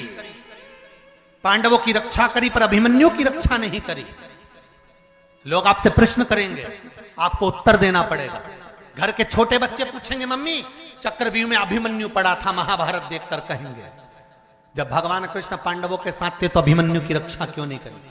तो आपको बताना पड़ेगा कि अभिमन्यु पूर्व समय में चंद्र का पुत्र वर्चा था और उसकी रक्षा क्यों नहीं करी, वो भी कथा वर्णन कर रहे। ये शिव पंचायत, शिव महापुराण में चरित्र आता है हमारा। अभिमन्यु का पूर्व का नाम था वर्चा, चंद्र का पुत्र।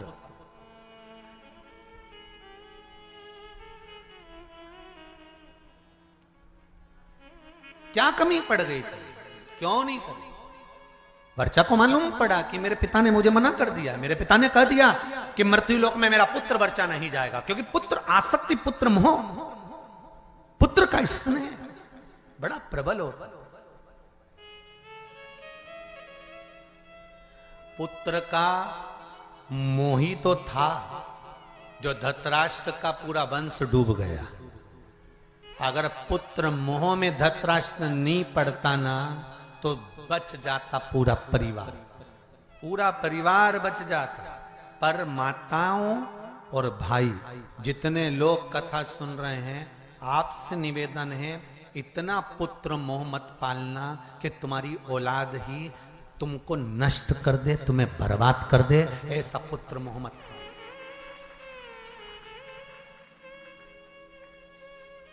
बहुत पुत्र मोह है आज के जमाने में, मेरा बेटा, मेरा बेटा, मेरा छोरा, मेरा छोरा, मेरा छोरा, और छोरा छोरा छोरा। और जब आई छबीली फिर काय का छोरा।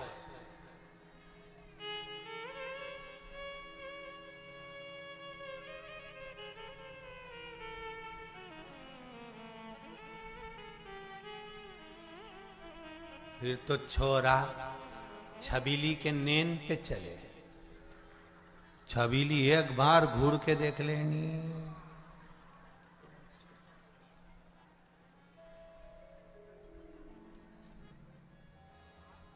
इतना बल।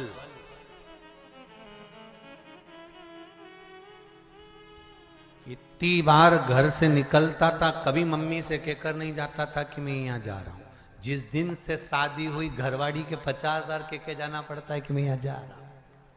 अब तुम सोच लो कितना बदलाव आया ब्याह के बाद, शादी के बाद। पहले जाता था तो मम्मी से कहकर नहीं जाता था कि मैं यहां जा रहा हूं, मैं आ रहा हूं, मैं ये करने जा रहा हूं। अब शादी होने के बाद अगर घर से जाता है ना तो पहले उसको बताना पड़ता है, नहीं तो 50,000 फोन लगा के पूछ लेती है कहां हो। बस इतना बोला ना तो बापड़ा का पसीने की बूंद छा। अब भी आया 20 मिनट में, बस पहुंच ही दिया हूं। आ रहे हो वो वाला हाल है ना। एक पत्नी ने पति से कहा कपड़े पड़े हैं बाथरूम में,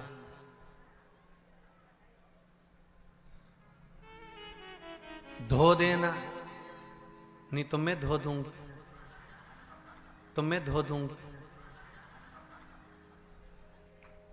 अब समझदार पति था, समझ गया अगर कपड़े नहीं धोए तो ये अपने को, मतलब एक ही लाइन बोली उसने जगदम्बा ने, बाथरूम में कपड़े पड़े हैं धो देना, नहीं तो मैं धो दूंगी। अब उतने में समझदार पति समझ गया कि अपन को धोना जरूरी है, नहीं तो ये अपने को धो देगा।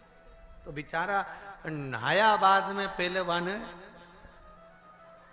कपड़े ही धोया क्योंकि उसको मालूम था नहीं तो अपने अपने धो देगी दारू। तो ये निवेदन है आप सबसे। बच्चों को वर्चा ने कहा अपने पिता चंद्र से कि आप पुत्र मोह में पड़े हो, पुत्र मोह की आसक्ति है आप।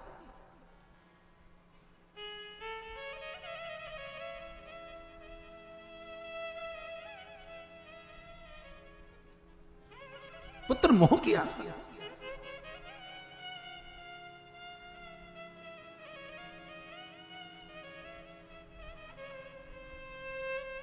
बेटा मैं नहीं चाहता कि मृत्यु लोक में तुम द्वापर में भगवान विष्णु के साथ नीचे लीला करने के लिए जाओ, क्योंकि नीचे मैं जानता हूं युद्ध होने वाला है और युद्ध होगा और सब समाप्त होगा। वर्चा ने कहा चंद्रदेव से, पिताजी 2 क्षण भी अगर भगवान का साथ मिलता है ना तो उससे बढ़कर कोई कृपा नहीं हो सकती। जब रावण मरा था तो मंदोदरी सिर पटक पटक कर रो रही थी, रावण की धर्म पत्नी मंदोदरी।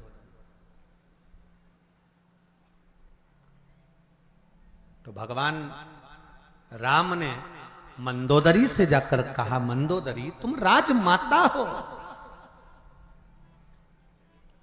मंदोदरी तुम लंका की राजमाता हो, तुम रानी हो लंका की, पति के लिए वियोग कर रही हो, पति के लिए रो रही हो। मंदोदरी कहती है कौन कहता है कि मैं पति के लिए रो रही हूं। मंदोदरी कहती है क्या आप मुझे अज्ञानी समझते हो। मंदोदरी राम जी से कहती है क्या मुझे आप अज्ञानी समझते हो। भगवान ने पूछा क्यों। मंदोदरी कहती है यह अज्ञानता की बात है कि किसी के मरने पर रोया जाए। आया है सो जाएगा राजा रंक फकीर, एक सिंहासन चढ़ गया दूसरा गया बंद जंजीर। ये तो संसार सागर है, जो आया है उसको जाना है। कोई अच्छे से जाएगा कोई बुरे से जाएगा, मरना तो सबको है, चाहे तुम बादाम खाओ चाहे रोटी खाओ। राख का ढेर सबका बनना। कहीं की ब्यूटी क्वीन भी होगी ना, उसके मरने के बाद राख क्वीन नहीं होगी।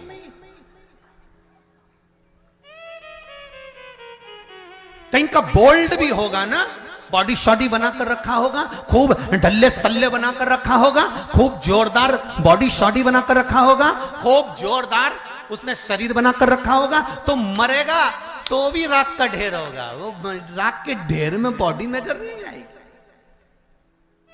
और 4 घंटे तुम अगर मेकअप भी करोगे ना तो मरने के बाद में मेकअप ढेर में नहीं दिखाएगा। तो बादाम खाओगे तो भी मरोगे, नहीं खाओगे तो भी मरोगे, रोटी खाओगे तो भी मरोगे, नहीं खाओगे तो भी मरोगे। तो ये अंदाजे में मत रहना कि मृत्यु तुम्हारा चेहरा देखकर तुम्हें 2, 4, 8 दिन और ज्यादा दे देगी। यमराज से किसी की रिश्तेदारी थोड़ी ना कि तुम जोरदार, बहुत जोरदार श्रृंगार मिंगार करके रहो, 2 घंटा तक पेंसिल लाइन खींचो, डब्बा भरो, फिर खजूर वाली चोटी करो, न जोरदार तैयार मैयार होके रहो। तो तुम सोचो कि यमराज आएगा तो मैं तो उससे कह दूंगी न बाजू वाली के ले जा, न मेरे को छोड़ दो। तो यमराज कहीं तुम्हारा काका जी लगे तो छोड़ जाएगा। इस अंदाजे में मत रहना रही हो छत्तीसगढ़ वाली। सुन लो ओ बमलेश्वरियों देवियों, अच्छे से सुन लेना, इस अंदाजे में मत रहना। तो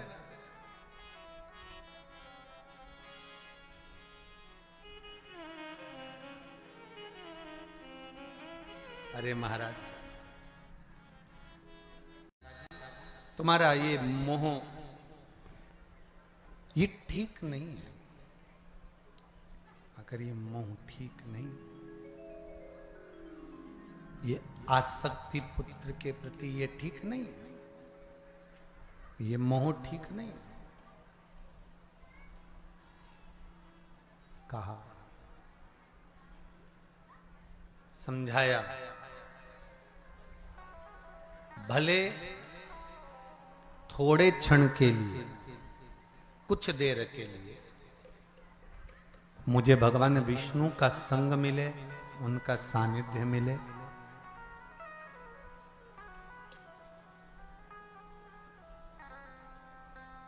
पर मिला तो सही ना।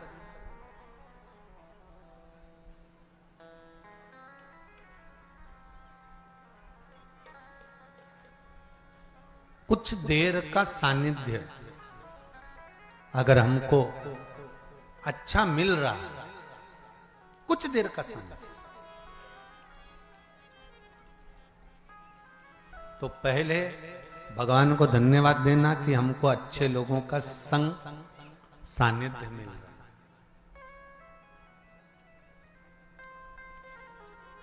वर्चा ने कहा, चंद्रदेव के पुत्र बोले, आप चाहते हो कि मैं आपके करीब में रहूं, पर मैं चाहता हूं कि अगर मेरे नारायण भगवान विष्णु कृष्ण अवतार लेकर जा रहे हैं, लेने जा रहे हैं, तो मैं 2 क्षण उनका सानिध्य प्राप्त करूं, भले 2 क्षण के लिए जाऊं, पर जाऊं। अपने नजदीक में अगर शिव महापुराण की कथा हो, कहीं आसपास क्षेत्र में कहीं कथा हो, सत्संग हो, तो प्रयास करना कि भले थोड़ा समय जाऊं, पर जाऊं, शिव की आराधना कर कर आऊं, शंकर की उस धरा को चरण छू कर आऊं, जहां का कंकर शंकर है, उसको छू, भले 2 क्षण पर जाऊं, वहां पहुंचूं।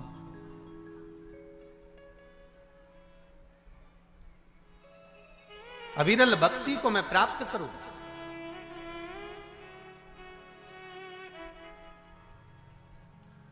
शिव आराधना में मैं डूबूं।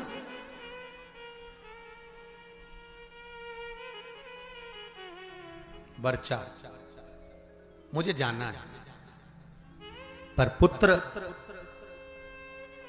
मैं तुझे भेजने से पहले देवताओं से बात करूंगा, भेजने से पहले देवताओं से बात करूंगा। चंद्रदेव ने बुलाया भगवान ब्रह्मा को और ब्रह्मदेव से कहा, प्रभु मेरी एक बात को स्वीकार करेंगे? बोलिए क्या बात? मैं अपने पुत्र वर्चा को भेजने को तैयार हूं, पर चाहता हूं कि ज्यादा समय मेरा पुत्र मृत्यु लोक में ना रहे, तुरंत मेरे पास वापिस लौट कर आ जाए। ब्रह्मा जी ने कहा तथास्तु। जब भगवान विष्णु का कृष्ण अवतार होने वाला था, तब ब्रह्मदेव ने हाथ जोड़कर भगवान विष्णु से, कृष्ण से कहा था, हे कन्हैया, कृपा करना। आप अर्जुन को, नकुल को, सहदेव को, भीम को, युधिष्ठिर को और भी जितने जितने हैं इनको बचा लेना, पर चंद्र का पुत्र वर्चा जो अभिमन्यु बनकर जन्म लेगा इसको मत बचाना, क्योंकि इसके प्राण छूटेंगे, ये तुरंत अपने पिता के पास चले जाए।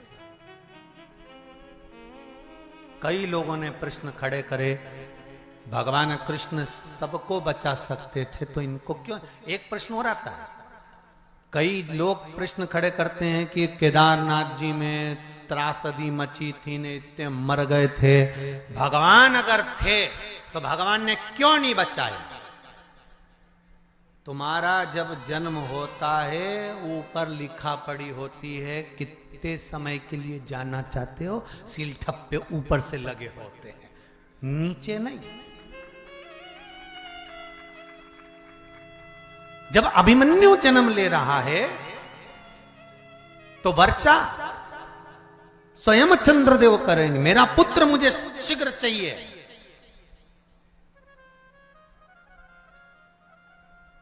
अच्छे कार्य में, जनहित में, राष्ट्रहित में, धर्म हित में,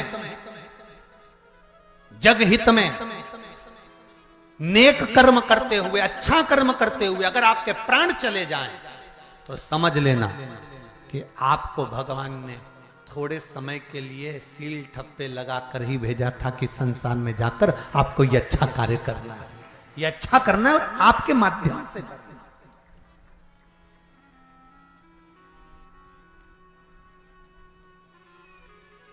जाओ आप ये कर्म करो।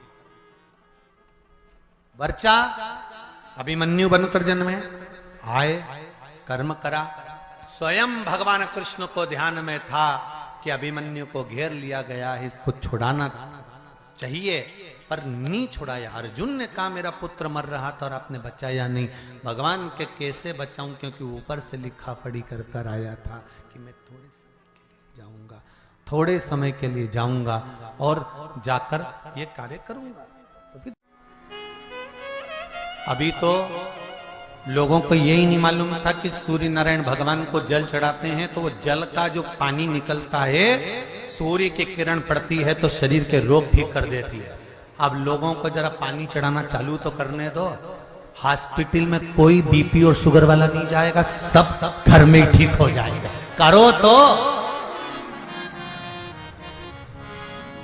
नूतन संवत्सर, नए साल से, नए वर्ष से, संवत्सर से नियम बना लो, एक बाल्टी पानी भर कर रखो, एक तांबे का लोटा घर के पास में दरवाजे के पास रखो। घर के व्यक्ति से कह दो जब जाओ, जब जाकर जल चढ़ाकर शिव जी को जाना। सुबह उठो, सबसे पहले नहाओ, नहाने के बाद दूसरा काम बाद में, पहले एक लोटा पानी शंकर जी को चढ़ाओ। और एक बात और ध्यान से सुन लेना, जिसको कैंसर जैसी बीमारी हो, लीवर किडनी की बीमारी हो, डायलिसिस चल रहा हो या बीपी ज्यादा ऊंचा नीचा हो रहा हो, तो रविवार के दिन जब सूर्य नारायण भगवान को अर्घ दो, रविवार के दिन जब सूर्य नारायण भगवान को अर्घ दो, और रविवार के दिन जब सूर्य नारायण भगवान को अर्घ दोगे तो उसी तांबे के लोटे को धोना मत, रख देना, और उसी तांबे के लोटे को रविवार को सूर्य को अर्घ देकर वही तांबे के लोटे में फिर पानी भर लेना, और सोमवार के दिन उसी तांबे के लोटे से शंकर जी को जाकर जल चढ़ा देना, और उस पानी को लाकर थोड़ा सा आचमन कर लेना। बीपी और शुगर लेवल में आना प्रारंभ हो जाएगा। 2-4 हफ्ते कर देखो। सूर्य नारायण भगवान को रविवार के दिन पूजा जाता है। वैसे तो नियम से रोज जल चढ़ना चाहिए, पर अगर बीपी शुगर वाले हैं, आप रोज जल चढ़ा रहे हो तो रविवार सोमवार का ध्यान कर लेना। रविवार को चढ़ाए तो सोमवार को शिव जी को चढ़ाए, उसी तांबे के लोटे से, उसी पात्र से।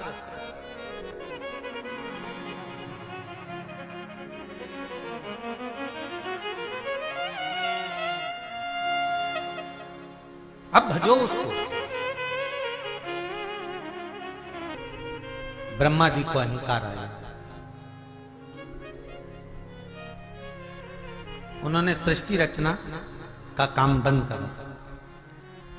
इंदु नामक ब्राह्मण ने शंकर की आराधना करी, बेलपत्री के वृक्ष के नीचे पार्थिव शिवलिंग का निर्माण करा।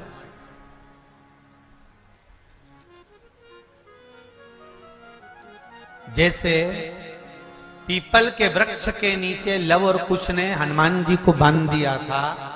हनुमान जी एक एक पीपल के पत्ते को गिन रहे थे और राम राम बोल रहे थे। पत्ते को गिनते जाएं और राम राम बोलते जाएं। उसी तरह जब हम बेलपत्री के वृक्ष के नीचे पार्थिव शिवलिंग का निर्माण करते हैं और उसका पूजन करते हैं, तो उस वृक्ष में जितने पत्ते होते हैं उतने शिवलिंग का फल हमारे भाग्य में लिखा जाता है। उसको कहते हैं सहस्त्र शिवलिंग का लाभ। हमारे पार्थिव शिवलिंग की पूजन का लाभ हमारे भाग्य के अंतर्गत हमारी किताब में लिखा जाता है। क्या आपने हजारों शिवलिंग का पूजन किया? आप में से कितने लोग हैं जो पार्थिव शिवलिंग बनाते हैं? हाथ उठाओ जरा। बनाते हो पार्थिव शिवलिंग? रोज नहीं बनाओ तो 6 महीने में एक बार बनाओ, 3 महीने में बनाओ, 2 महीने में बनाओ, महीने में बनाओ, नहीं बने तो श्रावण महीने में बनाओ। पर पार्थिव शिवलिंग का निर्माण करना चाहिए। भले साल में एक बार करो, पर करो।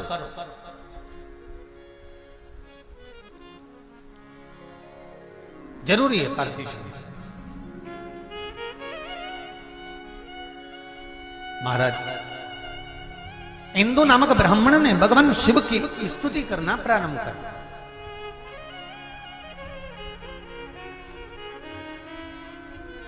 हाँ, ये हरिद्वार की जो कथा है वो शिव फार्म, हरिद्वार में जो कथा होगी 13 अप्रैल से 19 अप्रैल तक आस्था चैनल पर आएगी। वो 1 बजे से 4 बजे तक।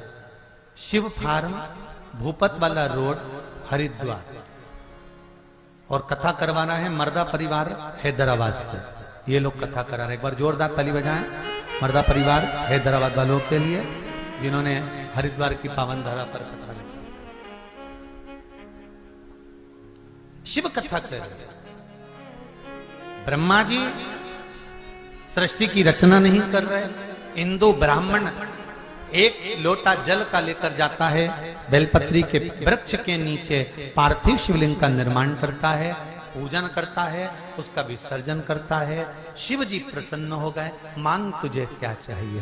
पार्थिव शिवलिंग जब सांसारिक मनुष्य अपने हाथों से निर्माण करता है ना, स्वयं पार्थिव शिवलिंग का निर्माण किसी दूसरे से नहीं करवाना चाहिए। आजकल पार्थिव शिवलिंग का निर्माण नई नई डिजाइन से लोग करने लगे, ये अलग बात है। परंतु नियम, पार्थिव शिवलिंग का जो नियम है, आजकल तो लोग भगवान का मुख बनाते हैं या वो अन्य स्वरूप बनाते हैं, पर पार्थिव शिवलिंग का जो निर्माण का विधान है, आप जैसा ब्रह्मा और विष्णु ने शिवलिंग प्रकट करा था, बस वैसा ही वैसा शिवलिंग भगवान शंकर का प्रकट कर लीजिए, वैसा कि वैसे ही शिवलिंग का निर्माण कर लीजिए। और शिवलिंग का निर्माण आप स्वयं अपने हाथों से करिए। क्यों? क्योंकि लिंग पुराण के अंतर्गत आता है, जब सांसारिक मनुष्य अपने हाथों से किसी ब्राह्मण के साक्षी में बैठकर स्वयं यजमान जब शिवलिंग का निर्माण करता है, तो उसके हाथ की अगर कोई रेखा बेकार भी है तो शिवलिंग को बनाते बनाते वो रेखा सुधर जाती है। और रेखा का निर्माण अगर गलत भी हो गया है तो वो सवर जाता है।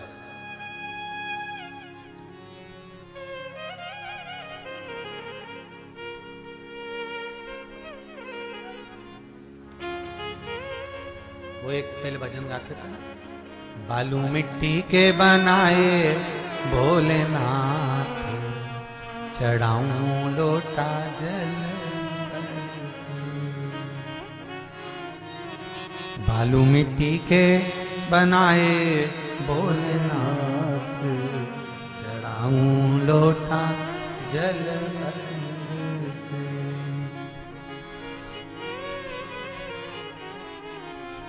एक वर तुम देना भोले, अखंड सौभाग्य हो जाऊं।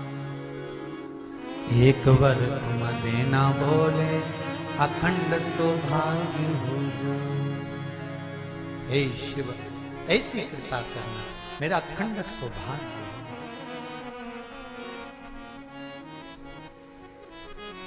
दूजा वर ये देना भोले, गोदी लाल खिलाऊं। दूजा वर ये देना भोले, गोदी लाल खिलाऊं। मेरे बाबा दूसरा वर ये देना पार्थिव शिवलिंग के निर्माण से कि मेरी गोदी में लाल हो।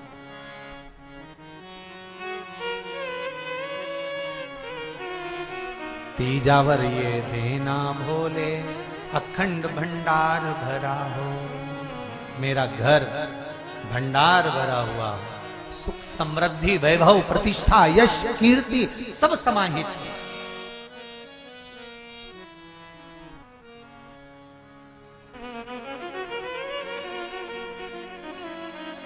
बहुत अच्छे अच्छे शिवलिंग का निर्माण होता है, पर निवेदन करेगी व्यास की, आप अपने हाथों से शिवलिंग का निर्माण करिए।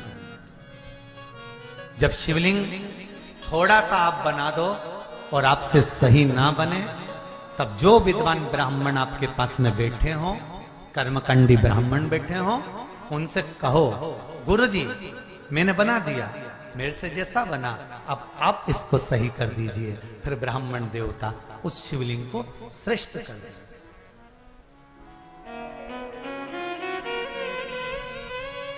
हमें बहुत सारी पूजन करना नहीं आती, थोड़ी करो।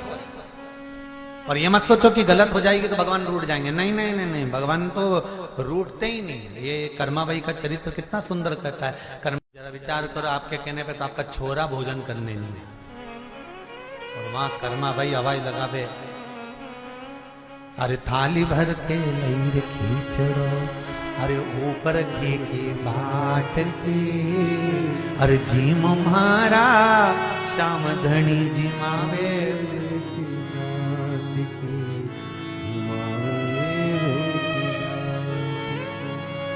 ये जो कर्माबाई का स्वरूप दर्शन कर रहे हो, ये कर्माबाई का जगन्नाथपुरी का स्वरूप है। कर्माबाई का असली स्वरूप कैसा था? जब वो गांव में रहती थी, पिता रामनाथ जी, कर्माबाई 2 चोटी करती थी, लंबा लंबा चोटी, लहंगा 36 कली का, चोली, सिर पे एक छोटी सी चूनर डाल के रहती थी कर्माबाई, माथे पर एक बिंदी, होठों पर लाली थी कर्माबाई, कानों में छोटे से पिताजी ने बुंदे लाकर दे दी तो वो पहनी थी कर्माबाई, गले में तुलसी की माला पड़ी थी कर्माबाई के, छोटी सी 6 वर्ष की कन्या। और बाबा कहते हैं, माँ कहती है सुन हम खेत जा रहे हैं, काम बहुत सारा पड़ा हुआ है, घर में ठाकुर जी की सेवा है।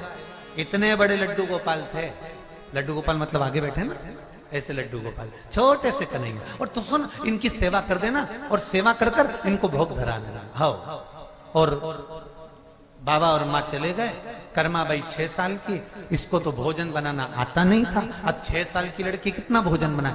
माँ को देखा था इसमें भोजन बनाते हुए कि माँ खिचड़ी अच्छी बनाती थी, पर उसको खिचड़ी बनाना भी नहीं आता था। उसने सोचा खिचड़ी कैसे बनाए। माँ एक बर्तन रखती थी, बर्तन में पानी डालती थी, चावल डालती थी, दाल डालती थी, नॉन मिर्ची डालती थी, खिचड़ी बनाती थी। कर्माबाई ने भी एक इतना बड़ा बर्तन रख दिया, उसमें 1 कटोरी चावल डाल दिया, 1 बाल्टी पानी, चावल 1 कटोरी, बाल्टी भर के पानी, थोड़ा नमक थोड़ी मिर्ची, और कर्माबाई भगोने को हिलाने लगी, चूल्हे पे रख के हिलाते हिलाते हिलाते हिलाते दोपहर हो गई, पर कर्माबाई की खिचड़ी नहीं बनी, क्योंकि वो खिचड़ी की जगह चावल का माड़ तैयार हो गया, कपड़े कलप देने वाला झोलिया तैयार।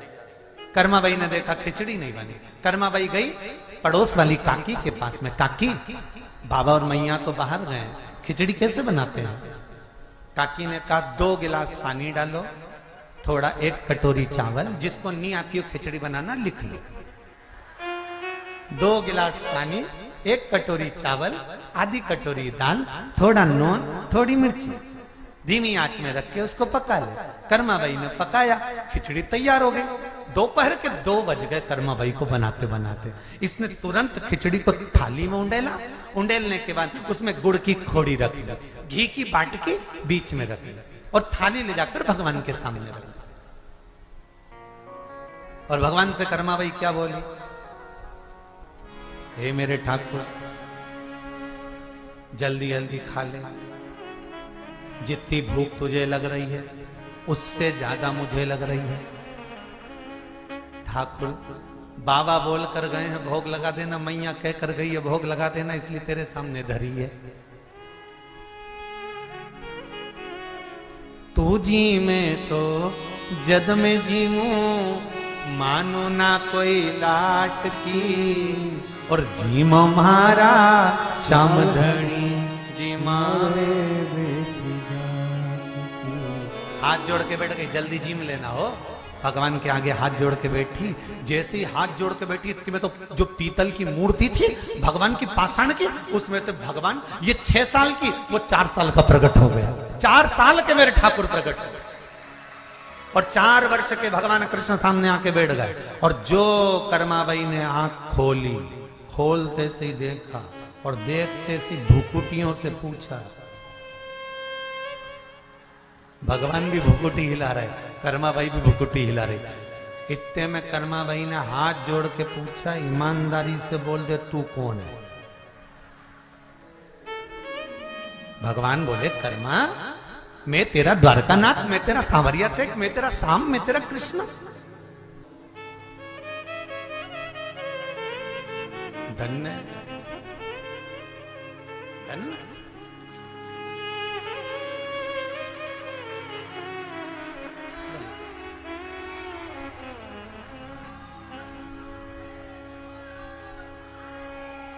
बाद में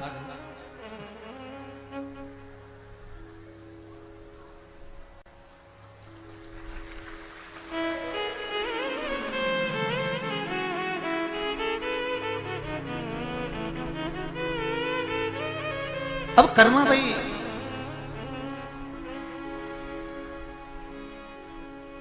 हमारे कर्मा भगवान को देख रही है। भगवान और कर्मा जब भगवान को देखी तो कर्मा भाई ने पूछा कि अरे कहां से आया है? भगवान बड़े प्रेम से बोले, तूने मुझे प्रेम से बुलाया इसलिए मैं प्रेम से आया। तूने प्रेम से बुलाया ना इसलिए प्रेम से आया। कर्मा भाई ने कहा, कौन से गांव का रहने वाला है? भगवान बोले, मैं और गांव का, मैं तो ब्रज का रहने वाला हूं। अच्छा, क्या नाम है तेरा? कृष्ण। अच्छा, अपने आप को कृष्ण कहता है, तेरे को शर्म नहीं आती है? भगवान बोले, मेरा नाम कृष्ण है तो कृष्ण नहीं कहूंगा। काय के लिए आया है? भगवान बोले, भोजन करने आया, खिचड़ी बहुत जोरदार बनी है। कर्मा भाई ने कहा, तूने तो खाई नहीं, तुझे कैसे मालूम कि अच्छी बनी है? जब तूने खिचड़ी खाई नहीं तो तुझे कैसे मालूम? तुझे पता कैसे खिचड़ी कैसी बनी? नहीं नहीं नहीं, कर्मा मुझे तो पाना है। अब कर्मा भाई 2 प्रश्न भगवान कृष्ण के सामने रख दिए। कर्मा भाई ने कहा, सुन, अगर तू कृष्ण है, तू ही मेरा भगवान है, तो मैं तुझसे 2 प्रश्न करूंगी, दोनों के उत्तर सही दे दे तो मैं तुझे खिचड़ी खाने दूंगी। ठीक है। कर्मा भाई ने पहला प्रश्न किया, तेरे पिताजी का नाम बता। अब भगवान कृष्ण ने मन में सोचा, बताओ इसको मेरे पिताजी का नाम ही नहीं मालूम। भगवान कृष्ण ने कहा, मेरे पिताजी का नाम तो वसुदेव जी है। कर्मा भाई ने कब तो उठ के खड़े हो जाए, तुझे इतना ही नहीं मालूम कि भगवान कृष्ण के पिता तो नंद बाबा है?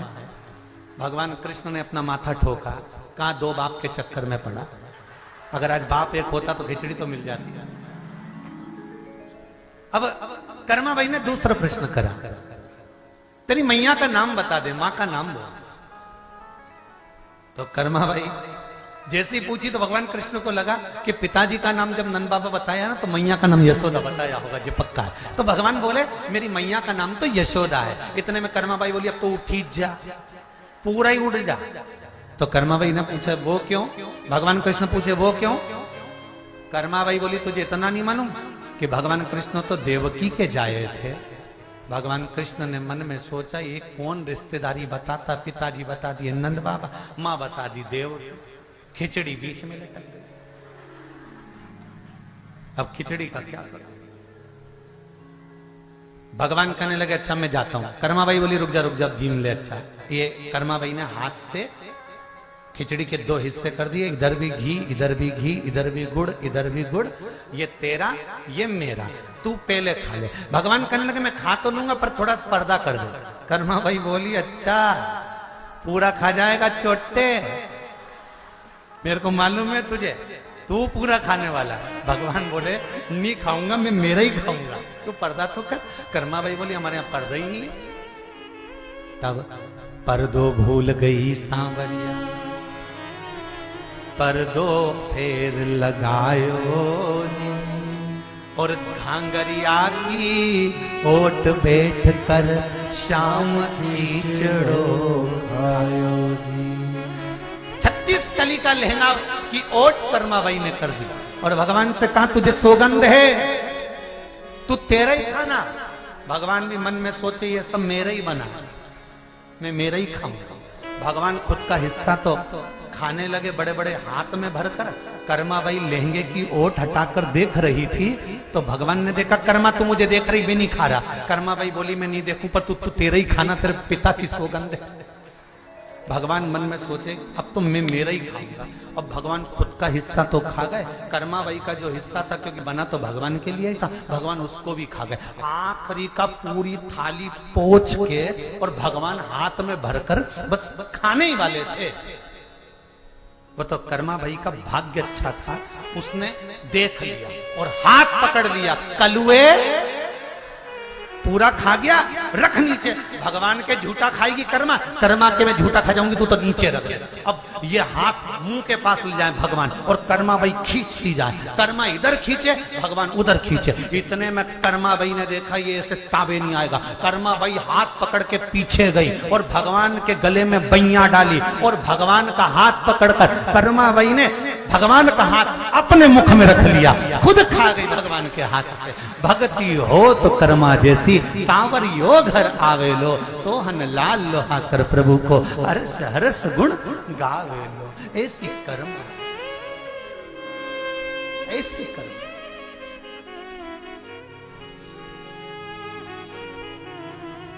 अरे थाली भर कर लई रे खींचड़ो, ऊपर घी की बाट की, जीमो मारा श्याम धनी, जिमावे बेटी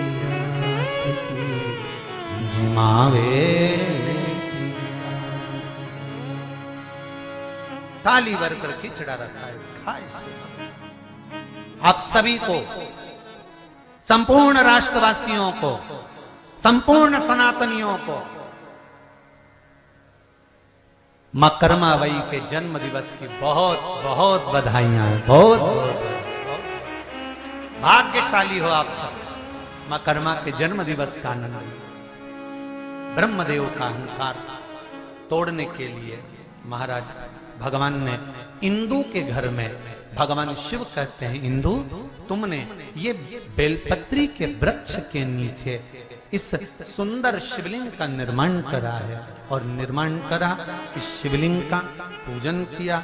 इस शिवलिंग का मैं तुम्हें वर देता हूं, तुम्हारे यहाँ एक नहीं 10 पुत्र होंगे। और इंदु के घर में 10 पुत्र हुए। ब्रह्मा जी का अभिमान तोड़ने के लिए शंकर भगवान ने 10 पुत्र दे दिए। वो 10 पुत्र जब बड़े होने लगे तो इंदु पिता के प्राण छूट गए। बेटों ने विचार करा अपने पिता के लिए क्या करा जाए। तब बेटों ने विचार करा अपने पिता के लिए क्या करा जाए। तब अपने पिता के लिए, उनका नाम चलाने के लिए इन 10 ने 10 सृष्टि का निर्माण कर दिया। अब जरा विचार करिए, ब्रह्मा जी सूर्य देवता से पूछ रहे हैं कि ये सृष्टि किसने बनाई, तो सूर्य देवता कहते हैं कि जब ब्रह्मदेव आपने सृष्टि नहीं बनाई तो ये 10 सृष्टियां अलग अलग बनी हैं, ये इंदु ब्राह्मण के पुत्रों ने बनाई। ब्रह्मा जी का अभिमान, ब्रह्मदेव का अहंकार टूट गया। और महाराज अहंकार में 3 गए, धन वैभव और वंश, ना मानो तो देख लो रावण कौरव और कंस। अभिमतता में चले गए। ब्रह्मदेव का अभिमान, इसलिए शिव पंचायत में 5 देवताओं में ब्रह्मा नहीं है। महाराज ब्रह्मदेव नहीं है। पहले नंबर पर कौन है, बोलते जाओ।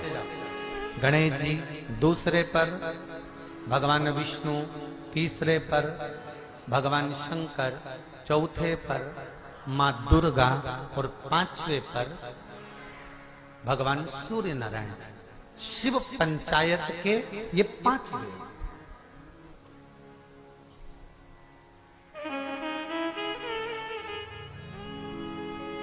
शिव पंचायत के ये 5 देव। और इन 5 देवों के अनुसार ब्रह्मा जी केवल अभिमतता के कारण नहीं रुकता, ब्रह्मदेव केवल अहंकार के कारण नहीं रुकता। महाराज भगवान शिव जब कृपा करते हैं, दया करते हैं, ब्रह्मा तो केवल एक सृष्टि का निर्माण करे हैं, तो ब्रह्मदेव के मन में आ गया कि मैंने एक सृष्टि का निर्माण करा। पर शंकर के जो भक्त होते हैं, शिव के जो उपासक होते हैं, वो ना जाने कितनी सृष्टि का निर्माण कर देते हैं, ये मालूम नहीं कर पाए।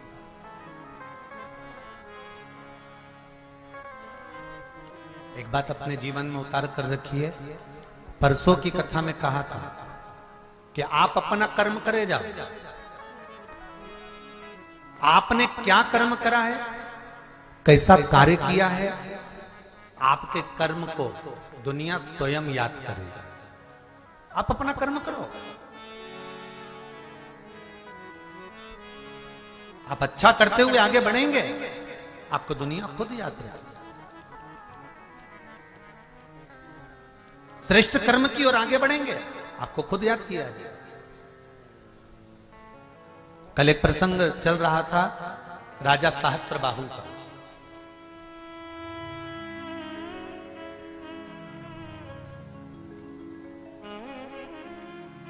जिस राजा सहस्त्रबाहु ने